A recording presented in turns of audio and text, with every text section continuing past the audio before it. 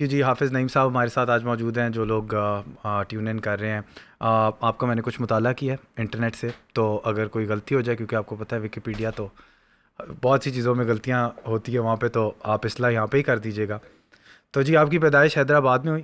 جی حیدرآباد سے. اردو اسپیکنگ آپ کے والدین تھے؟ بالکل. اور آپ نے علی گڑھ سے انہیں ہجرت کی اور وہ پاکستان آئے؟ جی ہاں، علی گڑھ سے ہجرت کر کے ہمارے والد صاحب آئے تھے بہاولپور میں. پہلے یہاں سیٹل ہوئے تھے اور پھر اس کے بعد بہاولپور سے کافی میرا خیال 8-10 سال کم از کم رہے ہوں گے، اور اس کے بعد پھر ہجرت کر کے، یعنی ہجرت کیا، پھر تو یہاں حیدرآباد آ گئے تھے. حیدرآباد آگے پھر اور آپ پھر نے؟ تقریباً 1986 میں ہماری فیملی پھر کراچی شفٹ ہوئی.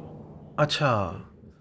اور پھر آپ نے این ای ڈی یونیورسٹی میں جو سول انجینئرنگ کی تھی وہ کراچی شفٹ سے پہلے کی ہے؟ نہیں، میں نے میٹرک وہاں سے کیا تھا 1987 میں. میں کچھ عرصے رہا وہاں، اور اس کے بعد پھر جو ہے وہ پاکستان شپ آنرس کالج ہے نارتھ نانوباد میں کراچی میں، وہاں سے میں نے انٹرمیڈیٹ کیا. صحیح. پھر این ای ڈی یونیورسٹی میں، تو میرے این ای ڈی یونیورسٹی میں جو داخلہ تھا وہ کراچی بیس پہ ہی تھا. اچھا. پھر لیکن اس زمانے میں آپ ساتھ ساتھ پالیٹکس میں بھی کام کر رہے تھے، اسٹوڈنٹ یونینز جب میں؟ میں اسٹوڈنٹ تھا کالج میں، تو اس وقت ہی میں اسلامی جماعت میں شامل ہو گیا تھا. جی جی. اور وہ حال بڑا مشکل وقت تھا، پتہ نہیں، یعنی ظاہر ہے یہ ایم کیو ایم کے ایمرجنس کا وقت تھا، بہت خطرناک قسم کا وقت تھا. بڑے فسادات اس وقت ہو رہے تھے، اور بڑی تعلیمی اداروں میں تو بڑی جنگ و جدل تھا. لیکن بس ہم آ گئے جمعیت میں اور کام کرتے رہے. پھر جمعیت کا اپنا ایک پروسیس ہے، وہ ایک آرگنائزیشن کا اپنا ایک سیٹ اپ ہے. اس میں پھر میری اس کالج کا میں ناظم بھی بن گیا، جو پریسیڈنٹ ہوتا ہے. انفارچونیٹلی یونین الیکشن نہیں ہوتے، ہے نا، 1984 سے بین ہے. لیکن آرگنائزیشن موجود ہے تو وہ کام چلتا رہتا ہے. بڑے اچھے ایکسپیرینس رہتے تھے. کبھی بک فیئر کر رہے ہیں، کبھی کرکٹ ٹورنامنٹ کر رہے ہیں، کبھی جو ہے وہ لوگ ان لوگوں کو نوٹس فراہم کر رہے ہیں، یہ کر رہے ہیں. پھر انٹرمیڈیٹ کر کے میں وہاں چلا گیا تھا این ای ڈی یونیورسٹی میں. اور انٹرمیڈیٹ کرنے کے بعد اور این ای ڈی کے بعد آپ نے اسلامک ہسٹری میں ماسٹرز ڈگری بھی کی ہے کہ ہاں، یو سے؟ وہ مجھے ہمارے ایک دو دوست تھے، انہوں نے کہا کہ یار کچھ پڑھ لیتے ہیں کچھ اور بھی. تو ہم نے کہا ٹھیک ہے، امتحان دیتے ہیں. پھر اس کی تیاری کی، اور پرائیویٹلی پھر کراچی یونیورسٹی سے پھر ہم نے یہ پیپر دے دیے تھے. آپ نے پولیٹیکل سائنس نہیں پڑھنے کا سوچا اس پہ؟ وہ تو پولیٹیکل سائنس تو ہماری چل رہی تھی نا. آن دا اسٹریٹس. یہ پولیٹیکل سائنس تو کوئی کتاب نہیں پڑھا سکتی. ہاں. نہیں، ہمیں بہت اچھے اچھے لوگوں سے ملنے جلنے کا موقع ملا، جیسے پروفیسر عبدالغفور احمد صاحب جیسے لوگ ہمارے سرپرستی کرتے تھے. سید منور حسن صاحب جیسے لوگ، مطلب جانتے تھے چیزوں کو، پہچانتے تھے، ان کی زندگی گزری. اور پھر جو تربیت اور نالج فیلڈ میں ہوتی ہے نا، وہ ظاہر ہے کہ وہ ٹھیک ہے، پولیٹیکل سائنس ایک بہت اچھا سبجیکٹ ہے، ہونا چاہیے. لیکن کیا کیا پڑھتے یار، این ای ڈی بڑی مشکل سے پڑھا گیا. تو پھر اس کے بعد یہ تو شوق میں اسلامک ہسٹری میں کر لیا. باقی تو اب بس ملا جلا چلتا رہتا ہے، پڑھنا بھی چلتا رہتا ہے. زبردست جی. ابھی آڈینس شاید سوچ رہی ہو کہ آپ اور میں ہی صرف موجود ہیں کیونکہ ہم دونوں نے بات کی، لیکن ہمارے ساتھ محسن بھی یہاں پہ موجود ہیں جو کراچی کے بارے میں بہت پیشنیٹ ہیں، اور بڑے ان کے سوالات ہیں کراچی شہر کے حوالے سے اور کرنٹ پولیٹیکل موسم کے. کافی ان کے ویوز بھی ہیں، اوپینینز بھی ہیں. تو محسن بھی کچھ کراچی کے بارے میں آپ پوچھنا چاہیں گے حافظ صاحب سے؟ تو یہ ایک اپرچونیٹی تھی جو کہ میں پہلے I think I would like to thank کہ مجھے ادھر موقع ملا بیٹھنے کا، آپ کے ساتھ بھی اور تیمور آپ کے ساتھ بھی. ایز اے جس طرح ابھی تیمور نے مینشن کیا کہ میں خود کراچی میں ایک طرح سے آپ سمجھ لیں کہ بچپن سے لے کر ہی میں ادھر ہی پلا ہوں. اور میرا ایکسپوجر جو ہے ادھر مختلف فٹرنیٹی کے لوگوں کے ساتھ ہوا ہے، جس میں آپ پولیٹیکل بھی بول لیں، آپ پروفیشنل بھی بول لیں. میں نے ہمیشہ اس شہر کے اندر ہے نا ایک بوم دیکھا تھا لگ بھگ مشرف صاحب کے دور کے اندر، اور اس کے بعد میں نے ایک ڈیمائز دیکھا، اور وہ ڈیمائز ایک عرصے سے چلتا ہوا آ رہا ہے. جب ہم نے اس چیز کے لیے I think we were striving کہ آپ آ رہے ہیں، اور تیمور سے ہم یہ ڈسکس کر رہے تھے، تو ہم نے میری تیمور سے کم و بیش کل کے دن میں ہم نے بات کی تھی اس چیز پہ کہ مسئلے مسائل ہر کسی کو پتہ ہے. مردم شماری کا مسئلہ، پانی کا مسئلہ، سیوریج کا مسئلہ، انفراسٹرکچر کا مسئلہ، بجلی کا مسئلہ، یہ سارے مسئلے ہم نے ہر کسی سے سنے. اور پاکستان میں جو نارملی پالیٹکس ہوتی ہے وہ اسی طرح کی ہوتی ہے کہ یہ مسئلہ ہے، میں اس کو سالو کر دوں گا. لیکن کوئی بندہ، کوئی پولیٹیکل پارٹی آج تک ایسے کوئی نمبرز کے ساتھ کوئی پلان لے کے نہیں آئی کہ اتنا ریونیو بجٹ چاہیے. کیونکہ I belong from the FMCG industry, تو ہم وہاں نمبرز گیم بہت کھیلتے ہیں. تو ہم جب بھی بات کرتے ہیں تو ہم ڈیٹا بیکڈ کرتے ہیں. تو کوئی پلان بنتا ہے, کوئی ایسپریشنز ہوتے ہیں تو اس کی پروجیکشنز بنتی ہیں. تو پولیٹیکل پارٹیز میں میں نے تو ہمیشہ یہی چیز دیکھی ہے کہ ایک پرابلم آتی ہے. تو آپ کی اس بارے میں کیا رائے ہے؟ اور آج ہم کوشش کریں گے کہ ذرا تھوڑا سولوشن اورینٹیڈ اپروچ کے ساتھ بیٹھیں, کیونکہ مسئلوں کے اس لیے تو ہم نے مختلف اور چیزیں بھی 10 اور پروگرام کیے ہیں. اب میں کہاں سے شروع کروں یہ بتائیں. مردم شماری آپ کہہ رہے ہیں نا, اصل میں دیکھیں پرابلم کا یہ تو پتہ ہے لوگوں کو کہ مردم شماری میں پرابلم ہے, اور وہ کراچی کی گنتی پوری نہیں ہوئی ہے. اتنی بات تو اب سب کو پتہ ہے, ظاہر ہم نے کیمپیننگ بھی کی ہے, بہت بات کی ہے اس میں, لیکن یہ پتہ ہونا ضروری ہے کہ اس کے نتیجے میں نقصان کیا ہو رہا ہے. اس کے دو نقصان ہوتے ہیں. ایک تو یہ ہے کہ آپ کو جو جتنے بھی پروجیکٹس آپ بناتے ہیں, جب آپ 1 کروڑ 60 لاکھ میں بنائیں گے تو وہ پانی کا پروجیکٹ ہو, انفراسٹرکچر ہو, آپ کا سڑکیں ہوں, ٹرانسپورٹ ہو, وہ 16 بلین پہ بنے گا نا. اور اگر آپ 30 بلین ہیں اور آپ 16 بلین کی تمام پروجیکٹس بنا رہے ہیں تو آپ تو پروجیکٹس کی ڈیزائننگ میں ہی پرابلم آ جائے گی. ٹھیک ہے آپ تھوڑا بہت مارجن رکھیں گے, لیکن آپ 2 کروڑ پہ چلے جائیں گے, 20 ملین پہ چلے جائیں گے.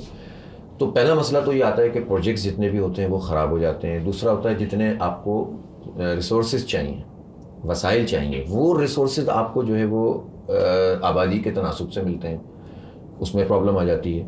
اس سے بھی زیادہ امپورٹنٹ بات یہ ہے کہ اس وقت جو یہاں کا پولیٹیکل سینیریو ہے, اسپیشلی کراچی کا اور ہمارے پورے سندھ کا, اس میں یہاں پر آپ دیکھتے ہوں گے کہ یہاں بڑا ایک بات کی جاتی ہے کہ وزیر اعلیٰ جو ہے کراچی سے کیوں نہیں ہو سکتا.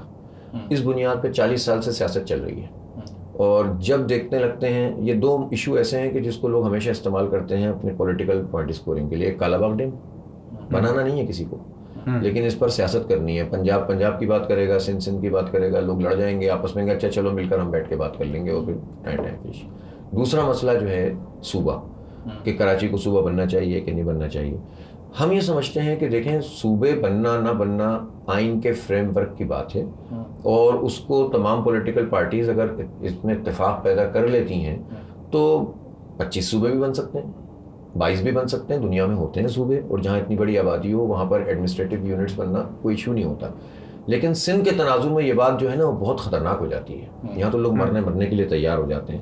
تو ایک طریقہ تو یہ ہے کہ آپ خون بہائیں, پولیٹکس کریں, اور کریں پھر بھی نہیں, جو آئین میں ایک فریم ورک ہے اس کے مطابق آپ کام نہیں کرتے. دوسرا طریقہ یہ کہ آپ اس کا ایک اور سلوشن ہے نا, آپ گنتی صحیح کر دینا. اگر 3 کروڑ کی آبادی جو ہے ہماری, ایکچولی اگر 3 کروڑ کاؤنٹ ہو جائے تو اس کے نتیجے میں سندھ اسمبلی کی 130 سیٹس میں سے ہماری تقریباً 64-65 سیٹس ہو جائیں گی. پھر اس کے بعد ریزرو سیٹس ہو جائیں گی. پھر شہری علاقے اور بھی ہیں, تو پھر یہ مسئلہ ہی ختم ہو جائے گا کہ اندرون سندھ سے ہی آئے گا وزیر اعلیٰ. پھر کراچی سے بھی آ سکتا ہے, چاہے کسی بھی پارٹی کا ہو, اور کراچی میں رہنے والا بھی سندھی بھی ہو سکتا ہے نا, پنجابی بھی ہو سکتا ہے, پختون بھی ہو سکتا ہے, مہاجر بھی ہو سکتا ہے. تو یہ پھر ایشو ختم ہو جائے گا. تو نمائندگی کا بہت بڑا ایشو ہے اس وقت شہر کراچی کے لوگوں کو. تو یہ مردم شماری یہاں پر مسئلہ کرتی ہے. پھر یہ مردم شماری خراب کیوں ہوتی ہے؟ 2 چیزیں ہوتی ہیں, ایک ڈی فیکٹو, ایک ڈی جور. یہ آپ نے سنا ہوگا. یہاں پر ابھی بھی جو مردم شماری پچھلی والی تھی, ہم نے کہا بھائی آپ اس کو جو جہاں رہتا ہے وہاں گنا جائے. سمپل آسان زبان, جو جہاں رہتا ہے وہاں گنا جائے. یہی آپ کو UNO کی جو ڈائریکشنز ہیں تمام چارٹرز میں, تمام جو ہے مینولز میں, اور اسی طرح سے ہمارا قاعدہ بھی یہی ہے. لیکن ہمارے ہاں پرابلم یہ ہو رہی ہے کہ اگر آپ کا مستقل پتہ پنجاب کا ہے, کسی کا KP کا ہے, کسی کا جو ہے وہ اندرون سندھ کا ہے, تو اگر وہ 40 سال سے بھی یہاں رہ رہا ہے تو وہ مستقل پتے کی بنیاد پر کاؤنٹ ہوتا ہے, اور یہاں کاؤنٹ نہیں ہوتا, جو کہ بہت بڑی زیادتی ہے. ٹھیک ہے نا, اس کو یہاں کاؤنٹ ہونا چاہیے. وہ یہاں کام کر رہا ہے, وہ یہاں پر انفراسٹرکچر یوز کر رہا ہے, وہ یہاں پر سب رہتے ہیں. پورٹ سٹی میں تو لوگ آتے ہیں نا, اس لیے رہتے ہیں کہ یہاں پر کام کریں گے, کچھ ارن کریں گے, کچھ ڈلیور کریں گے. تو کیوں نہیں گنتے آپ اس کے نتیجے میں جو ریسورسز ہوتے ہیں وہ شفٹ ہو جاتے ہیں, اور اس کے نتیجے میں نمائندگی کمپرومائز ہوتی ہے. تو اس سمپل کام کو کوئی کرنے کے لیے تیار نہیں ہے. نون لیگ کے زمانے میں ہوئی آخری مردم شماری, سب نے کہا بھائی 5% بلاک کھولیں تاکہ ہم سیکھ سکیں, ہمیں پتہ چل جائے, رینڈم چیک کر لیں آپ. طے ہو گیا, نہیں کیا. انہوں نے 1.5 سال نکال دیا. پھر PTI کی گورنمنٹ آئی. یہ وفاق کا سبجیکٹ ہے, اس کا 18ویں ترمیم سے کوئی تعلق نہیں. ٹھیک ہے. تو وفاق میں جب یہ PTI آئی تو اس کی MQM اتحادی تھی, اور MQM تو ان لوگوں میں نا جو ان ایشوز کے اوپر اتنی بات کرتی تھی, لیکن ان دونوں نے مل کر 2-3 سال تک تو کچھ بھی نہیں کیا, اور پھر اسی جال میں تو اس کو جعلی کہتا ہوں, جعلی مردم شماری کو نوٹیفائی کر دیا. انہوں نے کہا ہم یہ نوٹیفائی کریں گے تو اس کے نتیجے میں نئی مردم شماری ہوگی. ہم نے اس وقت بھی کہا کہ یار دنیا میں کون سا طریقہ ہے کہ غلط چیز کو آپ قانونی بنا دیں. آپ کہیں کہ انڈو کرو, ٹھیک ہے, کچھ چیزیں طے کر لو, اس کے مطابق اب تک جو چیزیں ہوئی ہیں اس کو ہم مان لیتے ہیں. اب تک ظاہر ہے کہ سب چیزیں تو پلٹ نہیں سکتی, جس تو دنیا بھر میں ہوتا ہے قاعدہ, لیکن آپ اس کو جو ہے نا تسلیم تو کریں نا کہ یہ غلط ہے, اور انڈو کریں. اور نئی مردم شماری کریں. انہوں نے کہا نہیں صاحب ہماری مجبوری ہے, ہمیں نوٹیفائی کرنا ہے. انہوں نے نوٹیفائی کر دیا. اس کا مطلب ہے کہ آپ نے لیگل کر دیا اس بات کو کہ ہم کم ہیں. کتنا بڑا ہمارے ساتھ دھوکہ ہوا, اتنا بڑا مینڈیٹ, اتنا بڑا سب کچھ. یا تو آپ کو سمجھ نہیں ہے, اور اگر سمجھ ہے اور جان بوجھ کے کر رہے ہیں تو اور بری بات ہے. پھر اس کے بعد یہ ہوا کہ اچھا ہم نئی مردم شماری کر رہے ہیں, TOR بنیں گے, کمیٹی بنے گی. ہم چیختے رہے. آپ دیکھیں ہماری سڑکیں بھری ہوئی تھیں, ہماری گنتی پوری کرو, 3 کروڑ انسانوں اپنی گنتی پہچانو. ہم نے تو مطلب اس طرح کے اویئرنیس پیدا کی. انہوں نے نہیں کیا. اب نون لیگ والے آ گئے. اب یہ پتہ کیا کر رہے ہیں, 1.5 لاکھ ٹیبلٹس خرید لیے انہوں نے. ٹھیک ہے, بجٹ ایلوکیٹ ہو گیا, لیکن کر پھر اسی بنیاد پہ رہے. 23 بلین روپیہ خرچ ہونے جا رہا ہے فار دا نیو سینسس. جی بالکل. اب یہ 23 بلین روپیہ اگر ہم خرچنے جا رہے ہیں بیسڈ آن سم تھنگ جس کا میتھڈالوجی ہی غلط ہے, جی تو اس کو تو سب سے پہلے ہم نے اگری کر لیا کہ جی کریکٹ کرنا چاہیے. کیسے کرنا چاہیے, یہ جو یہ کویشچن ہم پارک کر دیتے ہیں. ہاں, لیکن آسان طریقہ ہے. آسان طریقہ ہے. اب دیکھیں نا, دنیا بہت بدل گئی ہے. اب ووٹر لسٹ, سینسس, اور یہ جو اپنا کیا نام ہے جتنی بھی آپ کی ڈیٹا بیس ہے اس سب کو آپ نادرا کے ذریعے سے کریں. ایکچولی آپ نادرا سے ہی کر رہے ہیں, کر آپ نادرا سے ہی رہے ہیں. انہی کے ڈیٹا سے آپ مستقل پتے کی بنیاد پہ کاؤنٹ لیں. یہ سب 2 نمبر کام ہوتا ہے. جو 23 بلین ہے نا, مجھے نہیں پتا پاکستان بھر میں کیا ہوتا ہوگا, میں ظاہر یہاں رہتا ہوں, لیکن یہاں تو ہم دیکھتے ہیں کہ یہ سب ایک ایسی بات ہے بس کرنے کی. جو انٹریز ہوتی ہیں وہ سب ایسی ہوتی ہیں, اور آخر میں جا کر آپ نمبرز وہی دیتے ہیں. یہی ووٹر لسٹ میں ہوتا ہے, یہی ووٹر لسٹ میں ہوتا ہے. ایک پریکٹس کی جاتی ہے اور بالکل 2 نمبر پریکٹس ہوتی ہے, اور آخر میں جو ہے نا یہاں بھی یہی مسئلہ ہو رہا ہے. ووٹرز کا بھی یہ پرابلم. اور ابھی آپ دیکھیں تقریباً 30-40% ووٹرز جو ہے نا جن جگہوں پر رہتے ہیں وہاں پر ان کا ووٹ نہیں ہے. انہوں نے مستقل پتے کی بنیاد پہ پھینک دیا ہے. اتنی بڑی آپ جمہوریت بھی کہیں, اور آپ کسی کو حق بھی نہ دیں کہ وہ آرام سے جا کے ووٹ کاسٹ کرے. کس کو اتنی ٹینشن ہے کہ وہ کہاں جا کے ڈھونڈے گا اپنا ووٹ اور جو ہے ڈالے گا. تو یہ چیز تو نادرا سے ہو سکتی ہے نا. نادرا یہ کہتا تھا 2013 میں کہ ہمارے پاس 2 کروڑ 13 لاکھ کا ڈیٹا ہے کراچی کا, 2013 میں, آج سے 9 سال پہلے. اور انہوں نے یہ بات کسی جگہ پر ریکارڈ میں کہی بھی, جو کمیٹی بنی تھی ان کی سینٹ کی یا قومی اسمبلی کی, لیکن پھر سے پیچھے ہٹ گئے. بھائی جب ان کے پاس ڈیٹا ہے شناختی کارڈ اور بے فارم کا, تو اس کا تو مطلب یہ کہ بہت ہمارا نادرا کا ڈیٹا اچھا خاصا اتھینٹک ڈیٹا ہے, اچھا خاصا ٹھیک ہے. میں کہتا ہوں مور دین 80% تو آپ مان لیں اس کو, بلکہ 90% ہوگا یہ. ٹھیک ہے. تو اس ڈیٹا کو یوز کر کے آپ یہ سارے کام کیوں نہیں سالو کر سکتے؟ اس کے اندر جب میں یہ پڑھ رہا تھا تو آئی تھنک ایک اور چیز میرے دماغ میں آئی تھی کہ why can't we use cellular companies کا data just to verify NADRA's data. ہاں, لیکن وہ ایک بندہ 4 سیل فون بھی رکھ سکتا ہے نا. رکھ سکتا ہے, لیکن وہ ڈیٹا آپ فلٹر آؤٹ کر کے سیم ہوگا, آپ فلٹر آؤٹ کر سکتے ہیں. تو ہمارا ادارہ ہے نا. بالکل جرمانی ادارہ تو نہیں ہے. نہیں, میں کہہ رہا ہوں کہ کسی اور سے ڈیٹا خریدنا نہیں پڑے گا نا. نہیں, خریدنے کی بھی اپنے پاس اپنے پاس جب ایک چیز موجود ہے تو یار آپ کو کیا پریشانی. ہاں, اگر کوئی آدمی کلیم کرتا ہے کہ آپ نے مجھے, اس کو ایکسیس دیجیے. آپ ایکسیس دیجیے کہ کوئی بھی آدمی یہ کلیم کرے کہ بھائی مجھے آپ نے غلط جگہ پہ کاؤنٹ کیا. آپ چیک کریں کہ میرا ووٹر لسٹ میں نمبر کہاں آ رہا ہے, اور آپ چیک کریں, آپ کو ایکسیس ملنا چاہیے کہ آپ کو گنا کہاں گیا ہے. ٹھیک ہے. اور اس کے بعد جو ہے وہ آپ کہیں گے یار مجھے غلط گنا گیا, آپ بتائیں گے. اس کا ویریفیکیشن کا پروسیس ہونا چاہیے کہ آپ جھوٹ بول رہے ہیں کہ سچ بول رہے ہیں. کتنا سمپل ہو گیا. صحیح. لیکن آج کی اس دور میں یہ ظالم لوگ, سارے پڑھے لکھے لوگ مل کر ہمارے ساتھ کیا فراڈ کر رہے ہیں, آپ یہ دیکھیں. لیکن یہ جو آپ 3 کروڑ کی جو آپ کہہ رہے ہیں آبادی کا, یہ آپ نے کس طرح ایکسٹریپولیٹ کیا کہ 1.6 کی جگہ 3 ہوگی؟ دیکھیں اس میں بہت ساری رپورٹس ہیں. آپ ایک عارف حسن صاحب کو جانتے ہیں, ٹاؤن پلانر ہیں, بہت زبردست قسم کو اتھینٹک ڈیٹا رکھتے ہیں. آپ ان سے پوچھیں, ان کی کتابوں میں ان کے بہت سارے مضامین ڈاؤن میں چھپتے رہتے ہیں, اس میں آپ دیکھیں. اس کے بعد ایک ڈیموگرافر ہیں مہتاب صاحب, نام کیا ہے ان کا, مہتاب کریم صاحب جو ہیں وہ بہت ہی اتھینٹک ڈیموگرافر مانے جاتے ہیں. وہ اس کمیٹی کے اندر بھی شامل تھے اور ان کی بات نہیں سنی گئی. انہوں نے آن ریکارڈ یہ بات کہی ہے, میری بات نہیں سنی گئی, اور اس دفعہ تو انہوں نے کمیٹی میں شامل ہونے سے منع کر دیا. ظاہر ہے کہ جب آپ کسی کے ساتھ اس طرح سے کریں گے. وہ ہیں UNO کی بہت ساری رپورٹس ہیں, بہت سارے ورلڈ بینک کے ڈیٹاز ہیں جو مختلف پروجیکٹس میں جب انہوں نے کاؤنٹر چیک کیا تو انہوں نے کہا کہ نہیں. ان سب کو ہم نے ایک مرتبہ, میں نے اس کے اوپر کوئی 13-14 منٹ کی ایک ڈاکومنٹری بنائی تھی, خود اپنی مطلب بات کی ہے. اگر آپ سرچ کریں گے تو اس میں ایک چیز میں نے لکھی ہے کہ کہاں سے یہ چیزیں ہمیں پتہ چلی کہ ہماری آبادی ایکچولی کتنی ہے. تو کاؤنٹر چیک ہوتے ہیں نا چیزوں کے. خود امریکہ میں ایک ادارہ ہے کہ جو اس پر ریسرچ کرتا ہے, اور اس نے اپنی ایک رپورٹ جو ہے وہ بنائی ہے کہ کراچی کی آبادی بیسیکلی کتنی ہے. میرا خیال ہے کہ قبول کرنا چاہیے. مجھے نہیں پتا کہ کراچی کے ساتھ پرابلم کیا ہے کہ جس کی وجہ سے جو ہے نا جو ایکچوئل ہے اس کو وہ مانتے نہیں, اور کوئی بھی نہیں. میں حیران ہوتا ہوں, یہاں سے بھاری مینڈیٹ لیتے ہیں لوگ اور اس چیز کو تسلیم نہیں کرتے. اب دیکھیں صرف ایک مردم شماری پہ کتنی بات ہو رہی ہے. ہاں مطلب پیچیدہ مسائل ہیں جن کے حل بھی بہت ہی ون پیچیدہ آف دا ہوتے روٹ جا رہے کازز نا، ہاں one of the root causes. یا پھر دوسرا ایک روٹ کاز یہ آتا ہے کہ جی آپ پہلے یہ بھی تو آئیڈینٹیفائی کریں کہ کراچی والا ہے کون.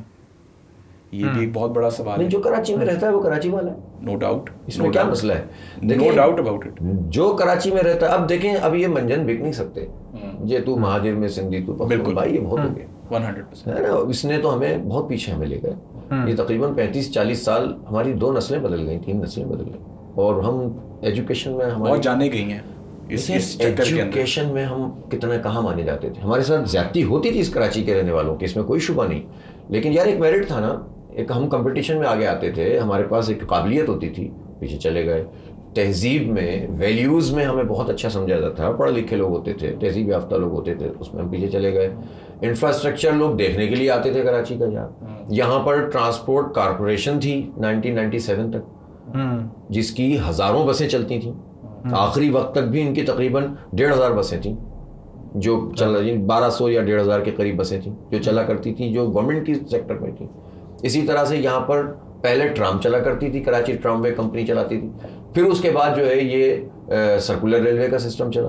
یعنی جو ہوتا تھا وہ ختم ہو گیا. اور ابھی ہم نے آرٹس اینڈ کلچر کے اوپر بات بھی نہیں چھیڑی. میری گفتگو ہوئی تھی مرحوم زبیدہ آپا کے صاحبزادے تھے، وہ جدھر میں کام کرتا ہوں وہ وہاں کام کرتے تھے. تو وہ مجھے بتاتے تھے ان وقتوں کا جو کہ ان کی والدہ ان کو بتاتی تھی، جب ناظم آباد اور اس طرح کے مختلف علاقوں کے اندر مشاعرے ہوا کرتے تھے. لوگ آتے تھے، باتیں کرتے تھے، اور یہاں لوگ باہر سے آ کے بیٹھا کرتے تھے.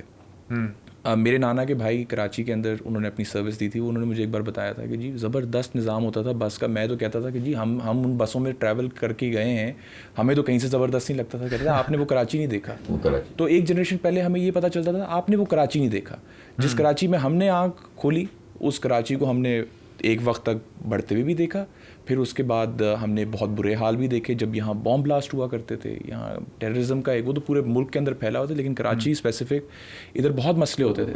اس کی وجہ سے جو پرابلم آئی تھی وہ یوتھ کے اندر یہ ایک تو ڈیسینسٹائزیشن آ گئی، اور دوسرا ایک مسئلہ یہ آیا کہ ان کے پاس مواقع جو کمانے کے ہوتے تھے نا. آج آپ کوئی بھی بزنس اٹھا کے دیکھ لیں، اس کی وجہ infrastructure plays a very big role in any business. بالکل اس میں کیا، اور ابھی وہ بھی ایک بہت بڑا مسئلہ ہے. آپ کچھ نہیں ہے سر، جو ہمارے پاس صنعتی ہب ہیں، انڈسٹریل اسٹیٹس بن گئی ہیں نا، جو بھی ہیں، سائٹ ہے، کورنگی ہے، لانڈی ہے، آپ جا کر ان کا انفراسٹرکچر دیکھ لیں جہاں پر پوری دنیا کے لوگ آ کر، یعنی ابھی بھی کراچی 52% ایکسپورٹ میں کنٹریبیوٹ کرتا ہے. پاکستان کی ٹوٹل ایکسپورٹ میں کراچی 52%، 54 تھا، ابھی 52 ہو گیا. ٹھیک ہے. اور جہاں سے یہ ہوتا ہے نا، آپ صرف ایک کورنگی والی لائن روڈ پکڑ لینا جو لانڈی انڈسٹریل ایریا تک جاتی ہے، تو اس آؤٹ آف 52 تقریباً آدھا جو ہے نا اس سے ہوتا ہے، باقی سائٹ سے ہوتا ہے اچھا خاصا. اور ان سائٹ ایریا کا حال تو دیکھیں آپ اندر جا کے. ٹھیک ہے، سڑک بنتی ہے، ٹوٹ جاتی ہے، کوئی اس کو آن کرنے کے لیے تیار نہیں ہے. میں حیران ہوں کہ یار یہ اتنی مایوسی اتنی، اور اس کا ریزن یہ، اس کی ریزن یہ ہے کہ جو لوگ بھی یہاں سے مینڈیٹ لیتے ہیں پلٹ کے دیکھتے نہیں. پہلے لوگ مایوس ہوئے، قتل و غارت گری ہوئی، سب کچھ ہوا، یہ ہو جائے گا وہ ہو جائے گا. جب کچھ نہیں ملا تو لوگ مایوس ہو گئے. پھر ہوپ پیدا ہوئی پچھلے 4-5 سال پہلے کہ یار اب بدل جائے گا. اور لوگوں نے ڈیفینیٹلی، جس طرح آپ نے بتایا کہ پی ٹی آئی کو لوگوں نے بہت سپورٹ کیا، لیکن انفارچونیٹلی انہوں نے کراچی کو اگنور کیا. اور مطلب صرف یہ کہہ کر آپ کوئی بھی اپنی جان تو نہیں چھڑا سکتا کہ یار 18ویں ترمیم میرے راستے میں. تو یہ جو مردم شماری کا 18ویں ترمیم سے کوئی تعلق نہیں ہے، کے الیکٹرک کا 18ویں ترمیم سے کوئی تعلق نہیں ہے. اور گرین لائن تو وفاقی کا پروجیکٹ تھا جو شروع بھی نون لیگ کے زمانے میں ہوا، انہوں نے بھی ٹائم لگا دیا، اور انہوں نے تو اس میں کچھ بھی نہیں کیا، آدھی کا افتتاح کر دیا. ٹھیک ہے نا. تو اتنے میں چیزیں گنوا سکتا ہوں کہ جس کا براہ راست وفاق سے تعلق تھا، لیکن انہوں نے اس میں سوائے اس کے کہ آپ اعلانات کر رہے ہیں ہم ڈوب گئے، تو آپ آئے آپ نے کہا 1100 ارب روپے، اس سے پہلے ڈوبے تھے تو 162 ارب روپے. ارے بھائی آپ یہ بتائیں ہوگا کیسے؟ اگر آپ کو جہاں رکاوٹ آ رہی ہے آپ چیلنج کریں، مجھے یہاں رکاوٹ آ رہی ہے، مجھے یہاں رکاوٹ آ رہی ہے. صرف نمبر گیم میں پڑے ہوئے ہیں کہ 800 میرے ہیں، 600 تیرے ہیں، 400 میرے ہیں، اس پہ لگے رہے، 2 سال نکل گئے، پھر ڈوب گئے. تو یہ جو چائلڈش یا میں کہتا ہوں نان سیریس ایٹیٹیوڈ ہے ٹورڈس کراچی نا، وہ بہت تکلیف دہ ہے. اس سے نا مایوسیاں بڑھ جاتی ہیں. پھر لوگ کہتے ہیں یار کیا فائدہ ہے الیکشنز کا، ہوتا کیا ہے، ملتا کیا ہے. تو پھر جو لوگ جینوئنلی چیزوں کو ٹھیک کرنا چاہتے ہیں نا، ان کے لیے بھی رکاوٹیں آتی ہیں. تو بہرحال ایک مشکل کام ہے.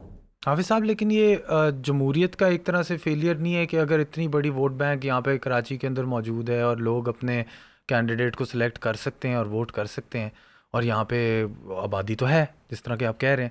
تو اور اگر پوری پاکستان سے ہی زیادہ ہے تو پھر یہ ایسا کیوں ہو رہا ہے کہ وہ کینڈیڈیٹ نہیں صحیح سلیکٹ کرے, یا وہ کینڈیڈیٹ آپ جس طرح کہہ رہے ہیں منہ موڑ ہے, یا اویئرنیس نہیں پہنچائی جا رہی؟ یہاں پہ تو عام آدمی بھی نہیں دیکھتا کہ کہاں پہ وہ تھوک رہا ہے, اپنی اونرشپ خود نہیں, عام آدمی نہیں لے رہا, تو کینڈیڈیٹ کس طرح لے گا؟ یہ تو سارے ایک دوسرے سے جڑی ہوئی چیزیں ہیں, آپ سب کو الگ الگ نہیں کر سکتے. میں اکثر لوگ نا بڑی واضح نصیحت کرتے ہیں کہ یار گھر میں صفائی کرو, اچھی بات ہے, گھر کے باہر بھی صفائی کرو, بہت اچھی بات ہے. میں ان سے سوال کرتا ہوں کہ یار میں نے یہ تلقین کر دی, اپنے محلے والوں سے بھی ہم کہتے ہیں یار صاف ستھرا رکھو, ہم تو آپس میں ٹھیک رہو. جب ہم صاف ستھرا کر کے کچرا کہاں لے کے جائیں, تو وہ کرتا یہ کہ جو کچرا اٹھانے والا ہے وہ ہمارے گلی کے بالکل سامنے جو نالا ہے نا اس کے ساتھ کچرا ڈال دیتا ہے. اس کے بعد اس نالے سے اٹھا کر شام وام میں ایک قریبی ایک گاربیج سینٹر ہے جو بالکل آبادی کے درمیان موجود ہے, اس میں ڈال دیتا ہے. یار جب اتنی گندگی وہاں ہوگی, جب بارش آتی ہے وہ سب باہر آ جاتا ہے, نالا جام ہو جاتے ہیں, تو اس کے بعد مجھے یہ کہتے ہوئے بھی عجیب سا لگتا ہے کہ یار اپنا گھر صاف کرو. وہ صاف کر کے مطلب میں باہر کیسے نکلوں گا؟ تو یہ تو سب چیزیں ایک دوسرے کے ساتھ انٹر لنک ہوتی ہیں نا, اسٹینڈرڈ ہی کر جاتے ہیں. تو جب تک گورنمنٹ اور اسٹیٹ یہ تاثر نہ دے کہ ہم آپ کے ساتھ کھڑے ہوئے ہیں, تو پھر واضح نصیحت سے مسئلے حل نہیں ہوتے. ہاں یہ لوگوں کا قصور یہ ہے کہ لوگوں نے ان سب چیزوں کو اس کے عادی ہو گئے ہیں, وہ سمجھتے ہیں یہ ہماری قسمت ہے. ٹرانسپورٹ نہیں ہماری قسمت ہے, چنگچی میں دھکے کھانے یہ ہماری قسمت ہے. آپ ایجوکیشن کو لیں یار, اس صوبے میں 49,000 اسکولز ہیں. کوئی ایک اسکول مجھے ایسا بتائیں جس میں مراد علی شاہ سے لے کر ان کے سارے وزیر, ان کے بیوروکریسی, ان کے MNAs, MPAs اور ہر پارٹی انکلوڈنگ می, ٹھیک ہے نا, کوئی یہ سمجھتا ہو کہ میں اپنے بچوں کو اس سرکاری اسکول میں پڑھانا چاہتا ہوں. 49,000 اسکول, 200-250, اب 300 ارب روپے کا بجٹ ہے تقریباً تعلیم کا. یہ ہمارے ٹیکسوں کے پیسے ہیں یار. ہمارے ٹیکسوں کے پیسے سے ہمارے ہی اسکول جو ہماری اسٹیٹ کی ذمہ داری ہے, اس میں ہم اپنے ہی بچوں کو نہیں پڑھا سکتے. صرف وہ پڑھائے گا جو کہیں اور نہیں پڑھ سکتا. پڑھانا چاہتے نہیں ہیں. نہیں سر, اس لیے نہیں پڑھانا چاہتے نا, تعلیم کا معیار نہیں ہے نا. پیسے کھا رہے ہیں نا بھرتیوں میں. 70% تو اساتذہ کی بھرتی میں لگایا ہوا ہے 2 نمبر طریقے سے, سیاسی بنیادوں کے اوپر. تو اب بات یہ ہے کہ اسٹیٹ تعلیم نہیں دے رہی, وہ خرید نہیں پڑ رہی ہے, جو ہماری کبھی ہسٹری میں نہیں رہا ہے سر. اسٹیٹ صحت کی سہولت نہیں دے رہی, اسٹیٹ امن بھی ہمیں خریدنا پڑتا ہے, ہمیں گارڈ رکھنے پڑتے ہیں. اسٹیٹ تو امن بھی نہیں دیتی. اسٹریٹ کرائمز دیکھیں آپ, اسٹیٹ آپ کو سڑکیں نہیں دے رہی, اسٹیٹ آپ کو ٹرانسپورٹ نہیں دے رہی. تو پھر آپ اسٹیٹ جب ٹیکس مانگتی ہے تو کس منہ سے مانگتی ہے؟ تو پھر آپ کیسے کہیں گے کہ لوگوں کو بڑے اچھے ٹیکس ادا کرنے چاہیے؟ اس کے باوجود ہم ٹیکس دیتے ہیں. اس کے باوجود کراچی نے پچھلے سال کے مقابلے میں 42% ٹیکس زیادہ دیا. یہ گیا گزرا کراچی بھی پاکستان کی معیشت میں کتنا کنٹریبیوٹ کر رہا ہے. تو ظالموں اس کو ذرا ٹھیک کر دو. اب مسئلہ کیا آتا ہے کہ بھائی کہیں سے تو آغاز کریں. تو اس لیے ہم جو اتنا شور مچاتے ہوئے نظر آتے ہیں نا آپ کو سڑکوں پہ, احتجاج, دھرنے, پہلی بات تو یہ لوگوں کو پتہ چلے ان کا حق کیا ہے. کسی قوم کا اس سے بڑھ کر زوال نہیں ہو سکتا کہ اس کو اپنا حق نہیں پتہ ہو. اور دوسری بات یہ کہ وہ ہواؤں کے پیچھے چل رہا ہو, ایلیوژنس کے پیچھے, واہموں کے پیچھے دوڑ رہا ہو. سراب ہوتا ہے, سراب آگے پانی نظر آتا ہے, پہنچتا ہے تو پانی نہیں ہوتا. لوگوں نے اسی طرح ووٹ ڈالے, سرابوں کے پیچھے دوڑ دوڑ کے. تو ان کو اپنی جینوئن گراس روٹ لیول کی لیڈرشپ کو پہچاننا چاہیے نا, جو ان کے ساتھ کھڑی ہوتی ہے, جس نے ڈیلیور کیا. یہ شعور ہم پہنچا رہے ہیں اور اس کے لیے جدوجہد کر رہے ہیں. الیکشن آنے والا ہے, میرا خیال ہے کہ اس میں آپ ایک چیز محسوس کریں گے کراچی کے لوگوں میں کہ وہ بالکل ایک ڈفرینٹ طریقے سے سوچ رہے ہوں گے. یعنی چاہے ان کی رائے کسی پارٹی کے حق میں اچھی بھی ہوگی, میرا خیال ہے کہ وہ یہ دیکھیں گے کہ کراچی وہ کون سرو کر سکتا ہے, وہ اس طرف جائیں گے. میرا اندازہ ہے, اب دیکھیں اللہ کرے ایسا ہو جائے. امیدیں تو ہماری بھی جی ایسی ہی ہیں. حافظ صاحب میرا ایک سوال تھا بیسکلی فارمیشن اور پارٹی کے اسٹرکچر کے بارے میں آپ سے, کیونکہ آپ نے 2 بار آپ رہ چکے ہیں جماعت اسلامی کے اسسٹنٹ سیکرٹری بھی رہ چکے ہیں, جنرل سیکرٹری بھی رہ چکے ہیں, ڈپٹی امیر بھی رہ چکے ہیں, اور اب آپ اس وقت کراچی کے امیر ہیں جماعت اسلامی کے. تو یہ کیا ہوتا ہے ہائرارکیکل اسٹرکچر, اور یہ کس طرح کن بنیادوں پہ بنایا جاتا ہے یہ اسٹرکچر, اور کس طرح یہ پولیٹیکل پارٹیز فنکشن کس طرح کرتی ہیں؟ بہت سمپل طریقہ ہے. دیکھیں گراس روٹ لیول پر تمام ورکرز ہوتے ہیں. ہمارے یہاں چونکہ ایک تربیت کا نظام بھی ہے, تو جو لوگ ہمارے اس پروسیس سے گزرتے ہیں, جماعت کی جو پوری ہماری ہسٹری ہے اس کو جانتے ہوں, اس کی آئیڈیولوجی سے واقف ہو جائیں, اور پھر وہ کام میں کنٹریبیوٹ کرتے ہوں, اور پھر ہم ان کا تھوڑا سا یہ بھی دیکھتے ہیں کہ یار ایک آدمی بہت پڑھا لکھا ہے لیکن اگر وہ میچ نہیں کر پا رہا اس پڑھے لکھے پن کو اپنے کریکٹر کے ساتھ اس کا، تو پھر اس کو تھوڑا سا ہم دیکھتے ہیں یار نہیں اور چلاؤ ورکر ٹھیک ہے کام کرتا رہے، پھر ہم اس کو ممبر بنا لیتے ہیں، رکن جسے آپ کہتے ہیں.